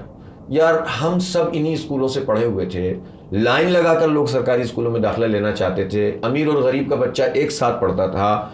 میرا یہ ایم ہے کہ کاش ہمارے اسکول اس قابل ہوں, یہ ہمارے ٹیکسوں کے پیسوں سے بنے ہوئے, کہ جس میں یہ مسئلہ نہ ہو کہ یہ کہیں کہ یہ غریب ہے تو پڑھے گا اور امیر ہے تو پڑھے گا. سب اس کے معیار کی وجہ سے لائن لگائیں, وہ لگے گی لائن انشاءاللہ. یہ ہم چاہتے ہیں, یہ کریں گے, کیونکہ ہمیں ایجوکیشن کا بہت ایکسپیرینس ہے. ہمارے اسکولس چل رہے ہیں اس وقت, سیلف سفیشینٹ ہیں, لیکن ہم اس وقت شہر کراچی میں بہت اسکولوں کی چین ہے. عثمان پبلک اسکول وہ چلا رہے ہیں ہم, ارقم پبلک اسکول چلا رہے ہیں ہم, گرین فلیگ جو خود جماعت اسلامی کے ایڈمنسٹریشن میں چلتے ہیں. تو ہمیں تو بہت اس کا الحمدللہ ایکسپیرینس ہے. آپ نے انٹر یہیں سے کیا تھا؟ انٹر یہیں سے. کون سے کالج سے؟ شپ آنرز کالج. اچھا, میں نے آدم جی سے کیا تھا. آپ نے کلاسز اٹینڈ کی تھی شپ آنر میں؟ ہاں. میں انفارچونیٹلی جب گیا تھا مجھے کلاسز اٹینڈ کرنے کو نہیں ملی, کیونکہ وہاں اسٹوڈنٹ پالیٹکس ہوتی تھی اور دنگے فساد, لڑائیاں. ہمارے پروفیسر کو ایک بار میرے سامنے کلاس سے باہر نکال لیا گیا تھا. تو آپ جانتی ہیں کہ انہوں نے نکالا تو نہیں, وہ تو خیر وہ تو اس وقت میں نے بھی نہیں پوچھا نواز شریف صاحب کی طرح کہ مجھے کیوں نکالا, لیکن بہتر یہ ہوا تھا کہ اس وقت ایسے موقعوں پہ خاموشی اختیار کر لی جائے اور چپ کا گھونٹ پی. اگر یہ الیکشن ہوتے رہتے نا 1984 سے, اگر الیکشن اسٹاپ نہیں ہوتے یونین کے, تو اس طرح کی آرگنائزیشن پنپ ہی نہیں سکتی تھی. یہ لسانی آرگنائزیشن, یہ فرقہ وارانہ آرگنائزیشن پنپتی ہی اس وقت ہیں جب مین اسٹریم آپ پالیٹکس کو ختم کر دیتے ہیں. اسٹوڈنٹ ہے تو پالیٹکس بھی نہیں کرے گا یار. 18 سال کا لڑکا یونیورسٹی کا, کالج کا, قومی الیکشن میں ووٹ ڈال سکتا ہے تو اپنے اسٹوڈنٹ کو کیوں نہیں چن سکتا؟ اور ہر پارٹی اعلان کرتی ہے، کرتی نہیں. ابھی پچھلے دنوں انہوں نے کہا کہ ہم کرا رہے ہیں، غائب ہو گئے.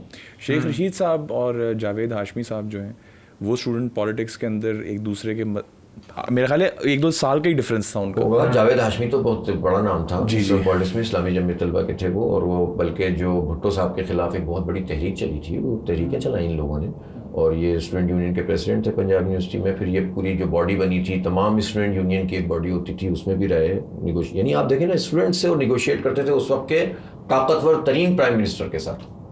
تو یہ طاقت تھی نا اسٹوڈنٹس کی. فیسیں بڑھا کے تو دیکھیں آپ، آ کے لائن میں کھڑے ہو جاتے تھے لوگ. آپ نے وہ نرسری کاٹ دیا، آپ نے اس کا کنیکشن کاٹ دیا یار، آکسیجن پمپ کا آپ جب لائن کاٹ دیں گے تو کیا جیے گا کوئی. تو اب تو اسٹوڈنٹس کو ہمارے دیکھیں ہمارے المیہ کیا ہے، ہمارے المیہ کہ ہمارے بچوں کو یہ بات نہیں پتہ کہ تعلیم بغیر بیکے بھی دی جا سکتی ہے، بغیر خریدے بھی پڑھا جا سکتا ہے. ان کو نہیں پتہ، انہوں نے تو دیکھا ہی یہی ہے کہ یار خریدنی پڑتی ہے. اور نہ ہمارے بچوں کو اب اس کا احساس بھی نہیں ہوتا شاید. ہمارے بچوں سے مراد ہم جب دیکھتے ہیں کہ ماں باپ کتنی محنت کے ساتھ ان کو پڑھا رہے ہیں. پہلے یہ چیز کاؤنٹ ہی نہیں کرتی تھی یار، ہر کوئی پڑھ جاتا تھا. اگر لائق ہوگا تو اسی میں اپنے لیے مقام بنا لیتا، نالائق ہوگا تو نہیں پڑھ سکے گا. لیکن اب تو بچوں کو یہ احساس ہی نہیں ہوتا کہ کن حالات سے گزر کر ماں باپ جو ہے وہ ان کو پڑھا رہے ہوتے ہیں.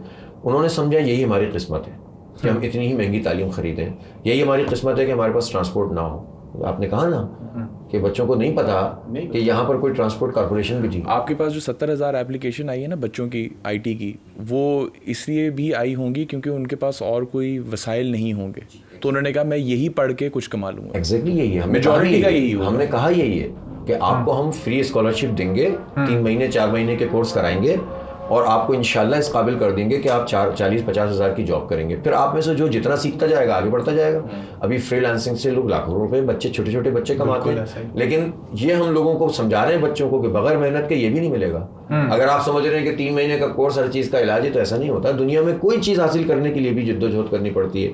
کراچی کے لڑکوں کے اندر ایک بیماری یہ پیدا ہو گئی ہے. میں اپنے بچوں سے کہہ رہا ہوں آپ کے توسط سے کہ بیٹا پڑھو، محنت کرو، اسپورٹس بھی کرنی ہے تو محنت کرو. سخت کوشش سے تلخ زندگانی اندوری، کہ جو زندگی کی تلخیاں ہیں نا محنت سے، جد و جہد سے شہد ہوتی ہیں، اقبال نے کہا تھا. کیا بات ہے نا. تو یہ اس طرح نہیں ہوتا کہ راستے کھل جاتے ہیں، لیکن محنت کرو پھر اللہ تعالیٰ راستے بنائے گا اور ہم آپ کو فیسیلیٹیٹ کریں گے انشاءاللہ. حافظ صاحب، یہ آپ نے جو 1984 میں آپ کہہ رہے ہیں کہ اسٹوڈنٹ یونین کو بھی ڈسکنیکٹ کر دیا اپنا جماعت اسلامی کے جماعت سے، تو آپ نہیں ہم نے نہیں کیا. میں یہ وہ جو ایونٹس ہوئے تھے آپ نے نہیں کیا، لیکن وہ جو اسٹوڈنٹ یونین کے الیکشن گورنمنٹ نے ختم کر دیے. اب پارٹیاں رہ گئیں. ہاں پارٹیاں رہ گئیں، پارٹیاں موجود ہیں لیکن ان کے الیکشن نہیں ہوتے. میں جاننا یہ چاہ رہا ہوں کہ جماعت اسلامی کو آپ نے جو اگر تاریخ میں پڑھا ہے، آپ نے ہسٹری بھی، اسلامک ہسٹری بھی پڑھی ہوئی ہے، تو ان کے نکات میں کوئی تبدیلی آئی ہے؟ اور ان کے وہ کون سے نکات ہیں جن پہ ابھی وہ کھڑی ہوتی ہے؟ ان کا کیا مین پرپس اور مقصد وہ کیا بیان کرتے ہیں؟ لیکن جماعت اسلامی ایک دینی پارٹی ہے، ٹھیک ہے، اور اس کے اوپر ہمیں کوئی کمپرومائز نہیں کرتے. اب دینی کا کنسیپٹ مسئلہ ہے، اور وہی ہمارا سب سے بڑا چیلنج ہے کہ ہم لوگوں کو یہ سمجھا سکیں کہ دین کا مطلب کیا ہے. دین کا مطلب محض عبادات کا مجموعہ نہیں ہے، حلیے کا نام دین نہیں ہے. حلیہ ایک دین کے اندر ایک چیز ہے کہ جس کو آپ اختیار کریں. دین پرنسپل کا نام ہے، دین اخلاقیات کا نام ہے، دین معاملات کا نام. معاملات کا مطلب لین دین کا نام، رویوں کا نام ہے. دین جو ہے انصاف کا نام ہے. دین ایک نظام ہے. اسلام ایک سسٹم ہے. اسلام جو ہے نا ریچولز نہیں ہے صرف. اسلام کے اندر جو ہے وہ صرف یہ نہیں ہے کہ آپ اپنے مسلک یا چھوٹی چھوٹی چیزوں کے اوپر الجھتے رہیں. اسلام کی جو پرائرٹی ہے وہ یہ ہے کہ اسلام ایک سسٹم بنے اور وہ انسان کو بحیثیت انسان کے ٹریٹ کرے. ہم یہ جتنی اسٹرگل کر رہے ہیں نا، مجھے اس پر فخر ہے کہ میں دین کے مطابق کر رہا ہوں. اس لیے کہ ہمارا دین ہم سے تقاضا کرتا ہے کہ مجبوروں اور محروموں کی آواز بنو. اگر ظلم ہو رہا ہے تو اس کے خلاف آواز بلند کرو. اگر کوئی اپنی طاقت کے ذریعے سے کسی کی رائے کو دبا رہا ہے تو آپ اس کے آواز بنو. البتہ ہمارا جو کانسیپٹ ہے وہ یہ کہ اللہ تعالیٰ نے ہمیں کچھ باؤنڈریز بتائی ہیں، ان باؤنڈریز کے اندر ہمیں رہنا ہے. لیکن انسانوں کو یہ حاصل نہیں ہے کہ وہ اپنی مرضی سے باؤنڈریز لگا کر ہماری رائے کو کچل دیں. ان کو حق حاصل نہیں ہے. ہاں اللہ کی مرضی کے مطابق ہوگا تو ہم اس کو قبول کریں گے. اور ہم یہ سمجھتے ہیں کہ اگر یہاں پر دین پریکٹس کرتا، جسے عدل کا نظام کہتے ہیں، اور وہ ان چیزوں میں لوگ نہ الجھ رہے ہوتے جتنے چھوٹی چھوٹی چیزوں کو مذہب اور دین سمجھ لیتے ہیں اور بڑی بڑی چیزوں کو ہضم کر لیتے ہیں، اگر یہ نہیں ہوتا تو آج یہاں پر یہ محرومیاں نہیں ہوتی. پاکستان کو نقصان جو ہے وہ پہنچایا کن لوگوں نے جو بظاہر بہت پڑھے لکھے تھے. جو بظاہر بیوروکریٹس تھے, جو انگریز کے شاگرد تھے, یہ وڈیرے اور جاگیردار تھے جو خود بڑے خوشنما ہوتے ہیں, ان لوگوں نے پہنچایا نا. اسٹیبلشمنٹ ہے, اسٹیبلشمنٹ کے جو لوگ ہوتے ہیں وہ تو بہت پڑھے لکھے ہوتے ہیں نا, چاہے وہ فوجی اسٹیبلشمنٹ ہو, چاہے وہ سول بیوروکریسی ہو, تو ان میں کوئی پڑھائی لکھائی کا تو ایشو نہیں ہے. تو ملک ان کے ہاتھوں میں رہا ہے, فوجی اسٹیبلشمنٹ کے ہاتھ میں رہا ہے, سول بیوروکریسی کے ہاتھ میں رہا ہے, اور جاگیرداروں کے ہاتھ میں رہا ہے, اور بڑے لرنڈ پیپل ہوتے ہیں ان کے ہاتھ. اور اب ایک نئی کارپوریٹوکریسی کہتا ہوں میں اس کو, ایک کارپوریٹ سیکٹر کے کچھ لوگ ایسے آ گئے ہیں سامنے جو اعداد و شمار سے, آپ کہہ رہے تھے نمبر, یا نمبر کچھ نہیں ہے دنیا میں آپ کو بتا رہا ہوں, دنیا سب سے زیادہ انہیں نمبروں سے بیوقوف بنتی ہے. میں آپ کو بتا رہا ہوں, آپ عارف نقوی صاحب کی کتاب پڑھیں, دا کی مین, جو 2 صحافیوں نے لکھی ہے امریکن, جو ابراج کیپٹل کے مالک تھے. اب وہ پڑھیں, انہوں نے تو امریکن, انہوں نے بل گیٹ کو بیوقوف بنا دیا, انہوں نے امریکن مطلب بڑے بڑے لوگوں کو ان لوگوں نے بیوقوف بنا دیا. صرف پریزنٹیشنز دیتے تھے, یہ ہو جائے گا, یہ ہو جائے گا, اس کمپنی کو خرید دو, اس کو بیچ دو, یہ کر دو. انڈسٹریلسٹ جانتا ہے چیزوں کو, انڈسٹریلسٹ بہت اچھی طرح جانتا ہے. کارپوریٹ سیکٹر میں بھی فیکچوئل چیزیں کم ہوتی ہیں اور بہت ہیولا بنا کر جو ہے نا چیزیں بیچنے کا کلچر ہے. اسی لیے دنیا پنپ نہیں پا رہی, اسی لیے دنیا کے اندر جو ہے نا آپ دیکھیں کہ ایک یہ مغربی جو نظام ہے نا معیشت کا, یہ ڈھہ رہا ہے. دیکھیں نا آپ وال اسٹریٹ میں احتجاج ہوتا ہے نا وہاں پر, بالکل. کیوں ہوتا ہے؟ اب تو دوسرا پارٹ ختم ہی ہو گیا, کمیونزم تو ختم ہو گیا نا, تو پھر کیوں لوگ پریشان ہیں؟ کیوں دنیا کی بھوک ختم نہیں ہو رہی ہے؟ وسائل کی کمی تھوڑی ہے, وسائل چند ہاتھوں میں, مرجرز ہو رہے ہیں, طاقت چند ہاتھوں میں مرتکز ہوتی چلی جا رہی ہے, اور انسان اپنے آپ کو آزاد سمجھتا ہے اور وہ غلام ابن غلام ہے. ہر چیز کریڈٹ کے اوپر چل رہی ہے, سودی معیشت ہماری جڑوں کے اندر بیٹھی ہوئی ہے, اور اس نے انسانوں کی تمناؤں تک کو خرید لیا ہے. تو آپ بظاہر بہت سوٹڈ بوٹڈ آزاد ہوتے ہیں, لیکن ایکچولی آپ اس نظام کے غلام ہوتے ہیں. تو اس کا مطلب یہ ہے کہ دنیا کو ایک نئے عالمی نظام معیشت کی اور ایک نئے عالمی نظام کی ضرورت ہے, اور وہ اسلام ہے. لیکن اسلام سے خوفزدہ کر دیتے ہیں. اسلام نام ہے مطلب مارنا دوڑنا. یہ بھی اسلام کے لوگ معنی بھی تو بہت زیادہ دریافت کر لیتے ہیں. آپ کے پاس ایک کانٹینٹ ہے, آپ سننا دیکھتے ہیں, آپ قرآن دیکھتے ہیں, تو جماعت کے اندر جب آپ بیٹھے ہوئے کوئی مدعا بیان کرنا چاہتے ہیں جو آپ کو لگے اسلامی ہے, تو اس کے اوپر آپ لوگوں کی گفتگو ہوتی ہے اور اس کے اوپر بحث ہوتی ہے. اور پھر وہ, کیونکہ اگر مودودی صاحب کے زمانے کا دیکھا جائے جہاں پہ جماعت اسلامی انہوں نے بنائی, تو وہ تو ایک خلافت موومنٹ کے بعد کا ایک ان کا رد عمل میں یہ پارٹی فارم ہوئی. تو اب جا کے آپ کو نظر آتا ہے کہ کوئی ایولیوشن ہوئی ہے نظریاتی طور پہ. جو ہے نا جماعت اسلامی ایک ٹرو اسلامک پارٹی ہے, اور اس پورے مین میں یہ جو میں نے آپ کو جتنی باتیں بتائی نا دین کیا ہے, یہ مولانا مودودی نے پوری دنیا کو سکھایا, جو بھول گئی تھی دنیا. غلام در غلام رہنے کے بعد وہ سمجھتے تھے کہ اسلام سسٹم نہیں ہے, اسلام بھی عبادات کا مجموعہ ہے. انہوں نے کہا کہ جس طرح کمیونزم ایک سسٹم ہے, کیپٹلزم ایک سسٹم ہے, اور نیشن اسٹیٹس موجود ہیں, بالکل طرح اسلام کا ایک عادلانہ نظام ہے, اس کا اخلاقی نظام, اس کا معاشی نظام ہے, اس کا عدالتی نظام ہے, اور اس کا جو ہے وہ سوشل اسٹرکچر ہے, اور اس کا ایک سیاسی نظام ہے. تو اسلام نظام ہے. اسلام محض چند حلیوں کا اور عبادات کا نام نہیں. یہ ایک بنیادی فکر تھی جو انہوں نے ڈرائیو کی, تو اس نے ایک ریولوشن پیدا کر دیا. 2 اسٹریم چل رہی تھیں. ایک تھا وہ مکتب فکر تھا جو مدارس کا تھا, ہم ان کی بھی بہت قدر کرتے ہیں, اس کے نتیجے میں اسلام محفوظ رہا.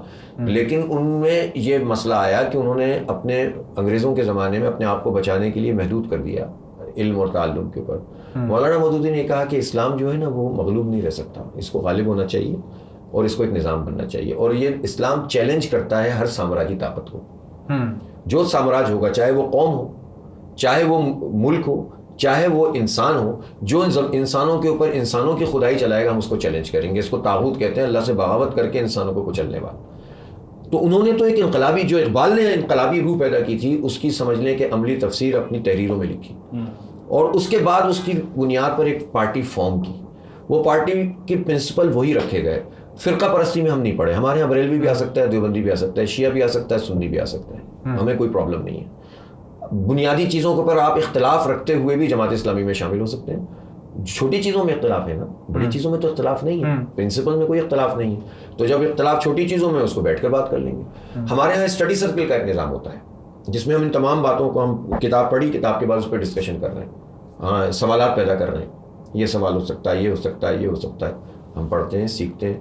تو ہم یہ سمجھتے ہیں کہ یہ تھوڑے سے مسکنسیپشنس ہیں جو جماعت کے بارے میں بھی ہیں, اور اس میں ہمارا قصور ہے کہ ہم کمیونیکیٹ نہیں کر پاتے. اب ہم اس کے اوپر آ رہے ہیں کہ ہماری کمیونیکیشن بڑھے, ہم بتائیں کہ ہم کیا ہیں. ہمارا پرابلم مطلب ہمارے لوگوں کا اصل پرابلم کیا ہے، اس کے ہم پرابلم سالوینٹ کے طور پر آنا چاہتے ہیں. ہم گلوبلی تھنک کرنا چاہتے ہیں، لوکلی ایکٹ کرنا چاہتے ہیں. جی ہمیں کافی زیادہ کنفیوژن ہوتی ہے جماعت کے معاملے میں. ابھی جب آپ مینشن بھی کر رہے تھے کہ آپ نے اقلیتوں کی بھی امداد پہنچائی اور اس کے علاوہ ٹرانسجینڈرز کی بھی مدد کی، تو جو نارمل پرسیپشن آتی ہے جماعت اسلامی کی طرف سے، تو وہ ایک آپ جیسے انسان کی ہی نہیں آتی دماغ میں زیادہ تر. ہارڈ لائنرز کی آتی ہے، ہارڈ لائنرز کی آتی ہے ہارڈ لائنر ہیں ہم. دیکھیں ہارڈ لائنر ہم ہیں جی، لیکن بعض چیزوں میں ہم ہارڈ لائنر ہیں. اس میں کیا مسئلہ ہے کہ اگر ہم یہ کہیں کہ ہم ان اصولوں پہ سودے بازی نہیں کریں گے، ٹھیک ہے نا، لیکن ہم اپنے اصول پہ ہارڈ لائنر ہیں نا. ہم اپنے کنڈکٹ میں ہارڈ لائنر اس طرح سے نہیں ہے کہ ہمارے کو کہیں کہ تم جب تک سسٹم موجود نہ ہو آپ کیسے کسی کو جو ہے وہ باہر کر سکتے ہیں، مار سکتے ہیں، توڑ سکتے ہیں. آپ قانون کو ہاتھ میں کیسے لے سکتے ہیں؟ میں کانڈکٹ کی بات کر رہا تھا کہ وہ اس کے اندر بڑے ہارڈ لائنرز ہیں. وہ ایک پرسیپشن ہے یہ کہ جی اسٹوڈنٹ ونگ کے جو لوگ ہیں وہ بہت غصے والے ہیں، اور کے یو کے اندر جو نہیں ابھی تو آپ کو جانے میں کوئی 5-10 منٹ بھی نہیں ہے. ہمیں تو یہ کہتے این سی اے میں کوئی مجسمہ بنا ہو تو وہ اسٹوڈنٹ یونین کے لوگ آ کے اس کو توڑ دیتے ہیں. اس طرح کی چیزوں کی کہانیاں ملتی ہیں کہ اس میں جو ہے نا، آپ ظاہر سی بات ہے اسٹوڈنٹ جب آتے ہیں نا کسی پارٹی میں تو بالکل را مٹیریل ہوتا ہے. اب ہاسٹل میں آپ آ گئے، اب بیک گراؤنڈ اس کا کیا ہے ہمیں تو نہیں پتا ہوتا. ہماری جب وہ ٹریننگ سے گزرتا ہے نا تو پھر اس کے اندر کافی تبدیلی واقع ہوتی ہے، اور وہ ٹرو پھر اسلامی تعلیمات کو لیتا ہے. پھر اس کے نتیجے میں اس کا جو ہے نا وہ ایک پرسیپشن بھی ٹھیک ہوتا ہے، اور مطلب وہ اسلام کو سمجھنا شروع کرتا ہے. اس کے باوجود اس بات کی گنجائش ہوتی ہے نا کہ یار مطلب اچھے بھلے لوگ بھی تو لڑ جاتے ہیں آپس میں. ہماری اسمبلی میں لوگ کیسے لڑ رہے ہوتے ہیں، لوٹے اچھل رہے ہوتے ہیں نا. مطلب یہ تو وہ لوگ ہیں نا جو کریم ہے ہماری. جب وہ چل رہے ہیں ہم برداشت کر لیں، یہ جمہوریت ہے. اور ایک بیچارہ طالب علم غلطی کر کے لڑائی کر لے تو آپ کہیں گے یار یہ تو بالکل ہی جو ہے فاشسٹ ہے. ایسا نہیں ہے. یہ ہمارے یہاں نظام موجود ہے. اگر کوئی غلطی کرتا ہے پھر اس کے خلاف کارروائی ہوتی ہے، پھر اس کو پورے تنظیمی اس سے گزرنا پڑتا ہے. ہاں میں یہ ضرور کہتا ہوں کہ غلطیاں جو ہیں وہ زیادہ اجاگر ہو جاتی ہیں، اور بعض لوگ بالکل بیٹھے ہوئے ہوتے ہیں کہ یار ایک اور پرابلم تھا نا جمعیت کا. بھائی جمعیت پنجاب میں بھی ہے، جمعیت کے پی میں بھی ہے، جمعیت یہاں سندھ میں بھی ہے، اندرون سندھ میں بھی ہے، کراچی میں بھی ہے، اور باقی جگہوں پہ پارٹیاں بدلتی چلی جاتی ہیں. ابھی ہوتا ہے کہ بھائی جمعیت کا جھگڑا فلاں سے ہو گیا، جمعیت کا جھگڑا. اب بھائی یہاں تو جمعیت ہی ہے نا، تو جمعیت 4 دفعہ بیان ہو رہی ہے، وہ پارٹی ایک جگہ بیان ہو رہی ہے. تو یہ پرابلم بھی تھی. پھر دوسرا لوگوں نے جمعیت کو بہت ٹارگٹ بھی کیا ہوا ہوتا ہے. جمعیت ہزاروں کام ایسے کرتی ہے کہ جس میں واقعتاً مطلب احسان ہے. میں آپ کو سچی بات بتاؤں، اسلامی جمعیت طلبہ کا ملک و قوم پر احسان کہ اس نے ایسے لوگ تیار کیے ہیں کہ جو آج بھی ملک کی سلامتی کے لیے اگر لوگ چوز کیے جاتے ہیں نا تو اس میں دیکھا جاتا ہے کہ آپ کا بیک گراؤنڈ کیا. اگر ان کو یہ پتہ چلتا ہے بیک گراؤنڈ کیا، ملک کے خلاف نہیں جا سکتا ہے. میں اپنے آفس کی ایگزامپل دے دیتا ہوں. I was fortunate enough to work for a beverage company. اس کے اندر میری ملاقات ایک ایسے شخص سے ہوئی جس نے آج بائی دا وے یہ جو ہم نے ادھر آج بیٹھے ہیں انہوں نے رابطہ کیا تھا میرے سے اس کے لیے. تو میں نے ان کو پروفیشنل اور پرسنل کریئر کے اندر کبھی بہت بار پوک بھی کیا ہے کہ مجھے ایڈوائس دیں، یا پھر انہوں نے گائیڈ بھی بہت کیا ہے. تو جب یہ بات کرتے ہیں تو میں جب بھی یہ بات کر رہے تھے کہ وہاں پروفیشنل لائف کے اندر بھی بڑا اچھا پرفارم کرتے ہیں، ریڈی ہو جاتے ہیں، ہر چیز ہو جاتی ہیں، تو مجھے ان کا بیک گراؤنڈ بھی پتہ ہے، چیزیں بھی پتہ ہیں. میرے دماغ میں وہی حضرت بار بار آئی جا رہے ہیں، اور میں کہہ رہا ہوں ہاں یار یہ بات تو درست کر رہے ہیں. اب لیکن یہ ایک ایگزامپل ہے. اب دیکھیں نعمت اللہ خان صاحب تھے نا، نعمت اللہ خان صاحب کی آپ تصویر نکالیں گے آپ کو لگے گا کہ یہ تو بہت بڑے مطلب مولوی صاحب ہیں. اچھا مولوی صاحب تو وہ ہوں گے، وہ ایڈوکیٹ تھے، ٹھیک ہے، بہت لرنڈ آدمی تھے، انکم ٹیکس کے وکیل تھے، اور وہ ایک فائل پڑھنے والا بندہ تھا. وہ گاڑی میں بیٹھ کے سوتے تھے بس، اور باقی کام کرتے تھے. 72 سال کی عمر میں وہ بنے تھے سٹی ناظم میئر کراچی کے. اور آپ یقین کریں اس وقت کی بیوروکریسی سے پوچھ لیں کہ بیوروکریسی کہتی تھی بھائی کون سا بابا آ گیا ہے، نہ خود سوتا ہے نہ ہمیں سونے دیتا ہے، کام کام اور کام. دیکھیں آپ ان کو دیکھ کر کوئی آدمی سوچ سکتا ہے کہ یہ جو ہے نا یہ مطلب ایسے لوگ تھے کہ، اور یہی ہے Jamaat Islami. Masters in journalism, law degree from Karachi university, lawyer by profession, Shahjahanpur chairman of the biggest NGO in او ان پاکستان. جی، اور الخدمت فاؤنڈیشن پورے پاکستان کی انہوں نے چلائی میئر بننے کے بعد، اور کہاں سے کہاں پہنچا دیا. اس زمانے میں زلزلہ آیا تھا یار، یہ اللہ تعالیٰ ان کو جزائے خیر دے، یہ چلے جاتے تھے وہاں پر عید وہیں کرنے ہیں، بقرہ عید وہیں کر رہے ہیں. اس وقت تو سوشل میڈیا بھی اتنا زیادہ نہیں تھا، ورنہ تصویروں کے لیے بھی لوگ کرتے ہیں نا. تو یہ تو آج کل ہو ہی رہی ہے. تھر پارکر میں چلے جاتے تھے. 5000 کنویں ہیں تھر پارکر میں. اور ان کی خوبی بتاؤں میں آپ کو، یہ جب جاتے تھے نا وہاں پر اللہ نے ان کو دی تھی ایک چیز کہ لوگ کہتے تھے کہاں کنواں کھودنا ہے, تو کئی مارک کرتے تھے, کچھ سروے شروے بھی ہوتا ہے, یہ کہتے تھے اچھا ٹھیک ہے, نماز پڑھتے تھے 2 رکعت نفل, اللہ سے دعا مانگتے تھے, کنواں کھودتا تھا, میرے خیال میں مور دین 90% میٹھا پانی نکلتا تھا. اللہ تعالیٰ بھی ایسے لوگوں گفٹڈ تھے, اللہ تعالیٰ بھی ایسے لوگوں کے اندر نا وہ قوتیں پیدا کر دیتا ہے. تو مطلب یہ ہے جماعت اسلام. پروفیسر عبدالغفور احمد نام سنیں آپ, پرانے لوگوں سے پوچھیں وہ غفور صاحب کے آدمی تھے. جی جی. سید منور حسن کی پوری زندگی دیکھ لیں, ابھی بھی 120 گز کے مکان میں انتقال ہوا ہے ان کا شارمان ٹاؤن سے. کس لیول کے اوپر, اسٹوڈنٹ میں پہلے وہ لیفٹ میں تھے, NSF میں تھے, پھر اس کے بعد جو ہے جمعیت میں آئے تھے, پھر پوری زندگی اس کام پہ لگا دیا.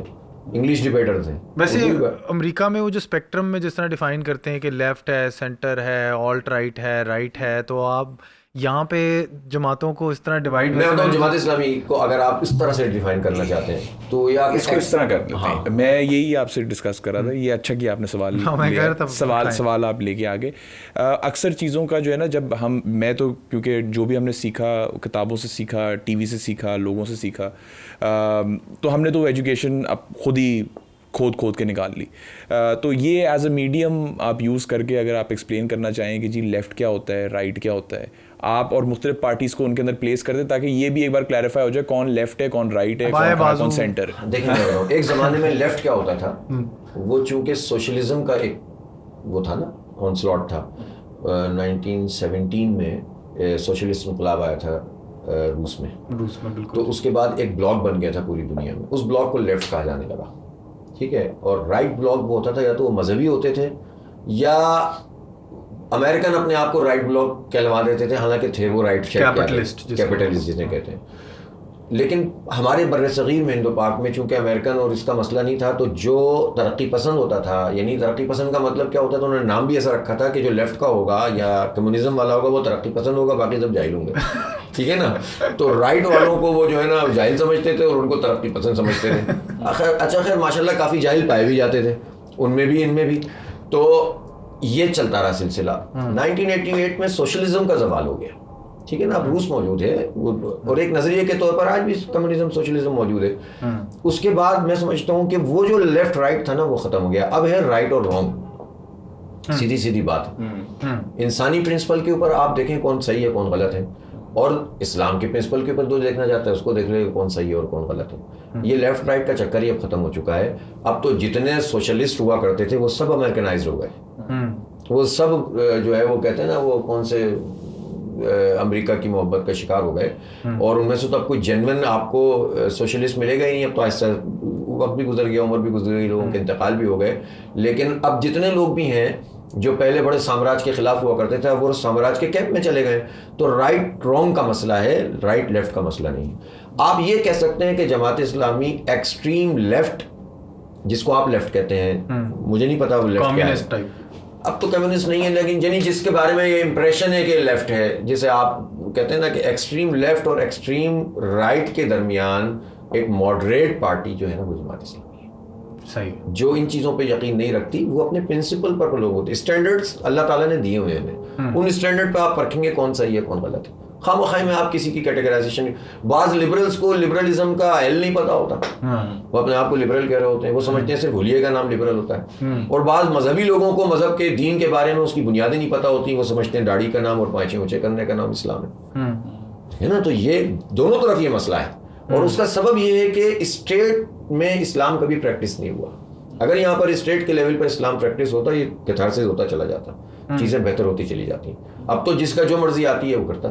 تو یہ آپ اسلام کے کانٹینٹ میں ہی پائیں گے کہ سرمایہ داری نظام جو ہے اس کو اس طرح ریگولیٹ کرنا چاہیے, یا منڈیوں کے اندر جو مسئلے مسائل آتے ہیں وہ کمیونسٹ سوشلسٹ, اب جس طرح کہتے ہیں کہ چائنا کے اندر سوشلسٹک پالیسیز ہیں جبکہ فری مارکیٹ اکانومی بھی وہاں پہ ایگزسٹ کرتی ہے. 2 نمبر نظام چل رہا ہے, سیدھی بات ہے. تو 2 نمبر نظام یہ ہے کہ انہوں نے کمیونزم کو اپنے سوشل اسٹرکچر میں تو اختیار کیا ہوا ہے, اور وہ پارٹی چل رہی ہے اس طرح سے. سیاسی طور پہ بھی بالکل ایسا ہی, سیاسی طور پر کمیونزم ہے سنگل پارٹی. معاشی طور پر تو وہ اس وقت پورے امریکن ہے.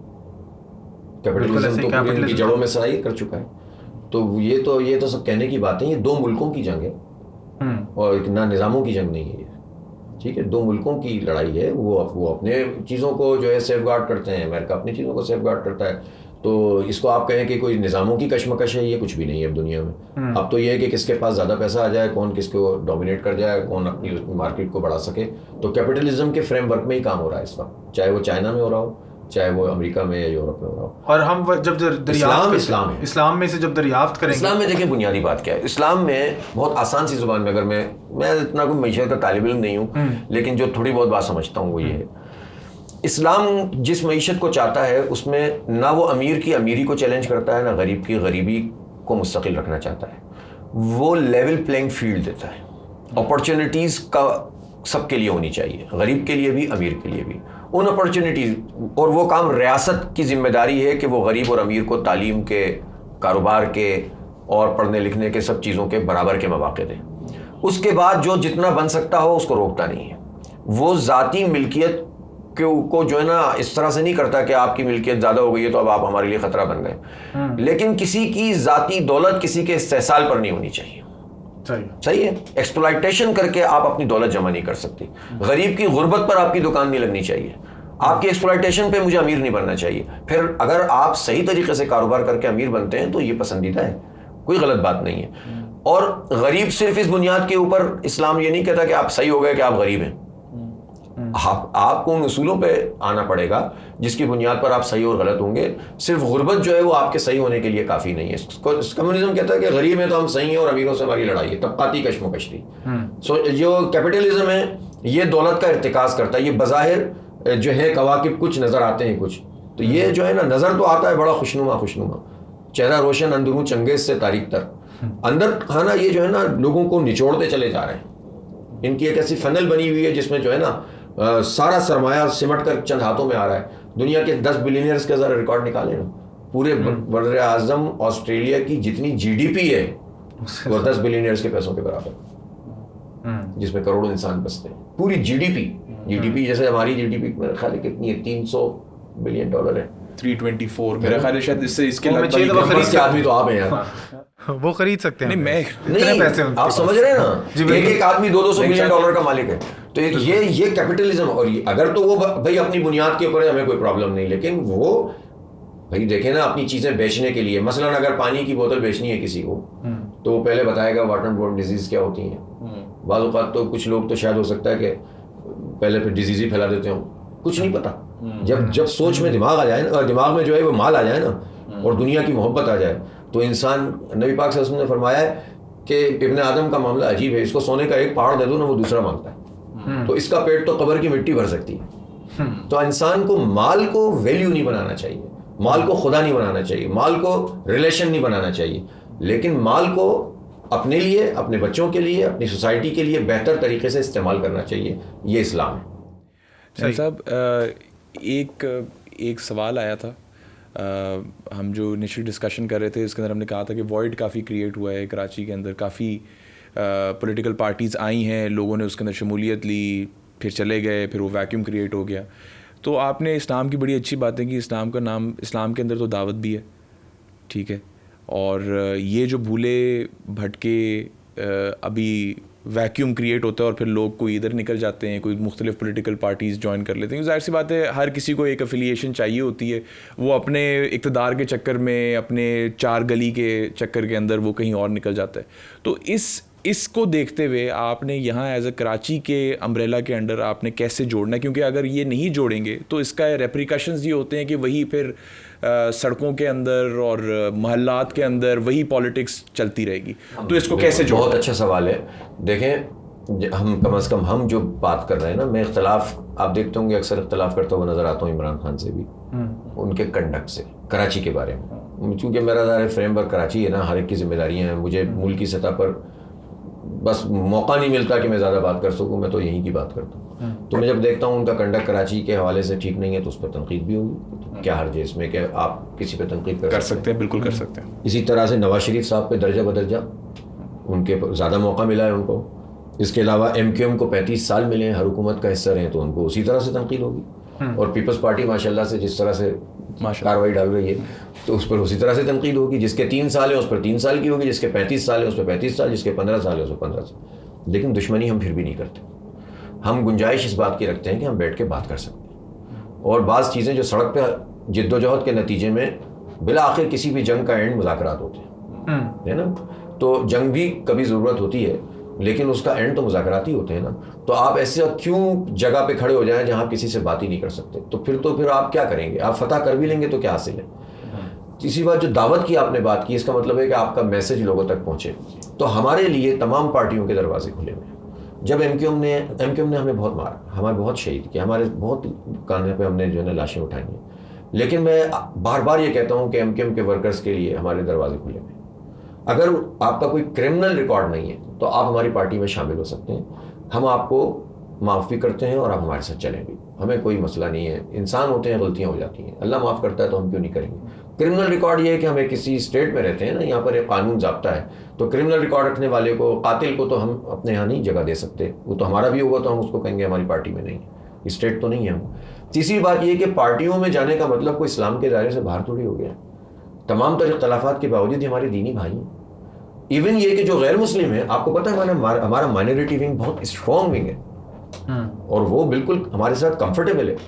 تو ہم تو انسان ہونے کے ناطے تمام مائنورٹیز کو اپنے ساتھ لے کر چلتے ہیں. تو اس لیے ہم کسی بھی پارٹی کے لوگوں کو اس بنیاد پر یہ نہیں کہہ سکتے کہ آپ فلاں لیڈر کو پسند کرتے ہیں یا ناپسند کرتے ہیں. آپ کا حق ہے، لیکن ہم یہ ضرور بتانا چاہیں گے آپ کو کہ آپ کی پارٹی کا کنڈکٹ ایسا ہے، آپ نے یہ زیادتی کی ہے، آپ نے یہ زیادتی کی ہے. اس کے باوجود کوئی آدمی آ کر کہے گا نہیں ایسا نہیں ہے، تو ہم اس کی بات صحیح ہوگی تو مانیں گے. اتنی گنجائش تو ہر ایک کو رکھنی چاہیے نا. تو یہ جو دعوتی مزاج جسے آپ کہتے ہیں کہ جس میں اپنی بات کو پہنچانے کا، وہ اللہ کا شکر ہے ہم کرتے ہیں. پھر بھی انسان ہے، غلطی ہو سکتی ہے، کبھی 19-20 بات ہو جاتی ہے تو ہم معافی مانگ لیں گے یار، اس میں کیا ہے. نہیں صاحب، ویسے آپ نے بھی ایک بات کی تھی کہ ایم کیو ایم، اور میں ہمیشہ ذرا تھوڑا اسٹرے اوے کرتا ہوں اس طرح کے ڈسکشن سے، لیکن آپ نے بھی کہا کہ یہاں 35 سال ان لوگوں نے حکومت کی اور پیپلز پارٹی نے بھی حکومت کی. میرا جہاں، کیونکہ میں نے آپ کو پہلے بتایا تھا کہ میرا اٹھنا بیٹھنا کافی سارے پولیٹیکل یہ اسپیکٹرم کے جو مختلف آپ کے پولیٹیکل پارٹیز ہیں ان کے لوگوں کے ساتھ ہوا ہے، تو انہوں نے بھی بہت لاشیں اٹھائی ہیں. صحیح. سفرر جو چیز سمجھ نہیں آتی لوگوں کو، چاہے وہ کسی بھی پولیٹیکل پارٹی کے ہوں، سفرر اینڈ میں وہی خاندان ہے، وہی جوان ہے جو غلط مس گائیڈ ہو گیا، جو مس گائیڈ ہو گیا. سفرر وہ بندہ ہے جو کہ اور اگر سفرر ہے نا تو اس کو بھی اکنالج کریں. ان کی بھی بہت بڑی کنٹریبیوشن ہے اس شہر کے اندر. میں ایز اے کراچی آئٹ مصطفیٰ کمال صاحب کی بڑی عزت کرتا ہوں when it comes to work.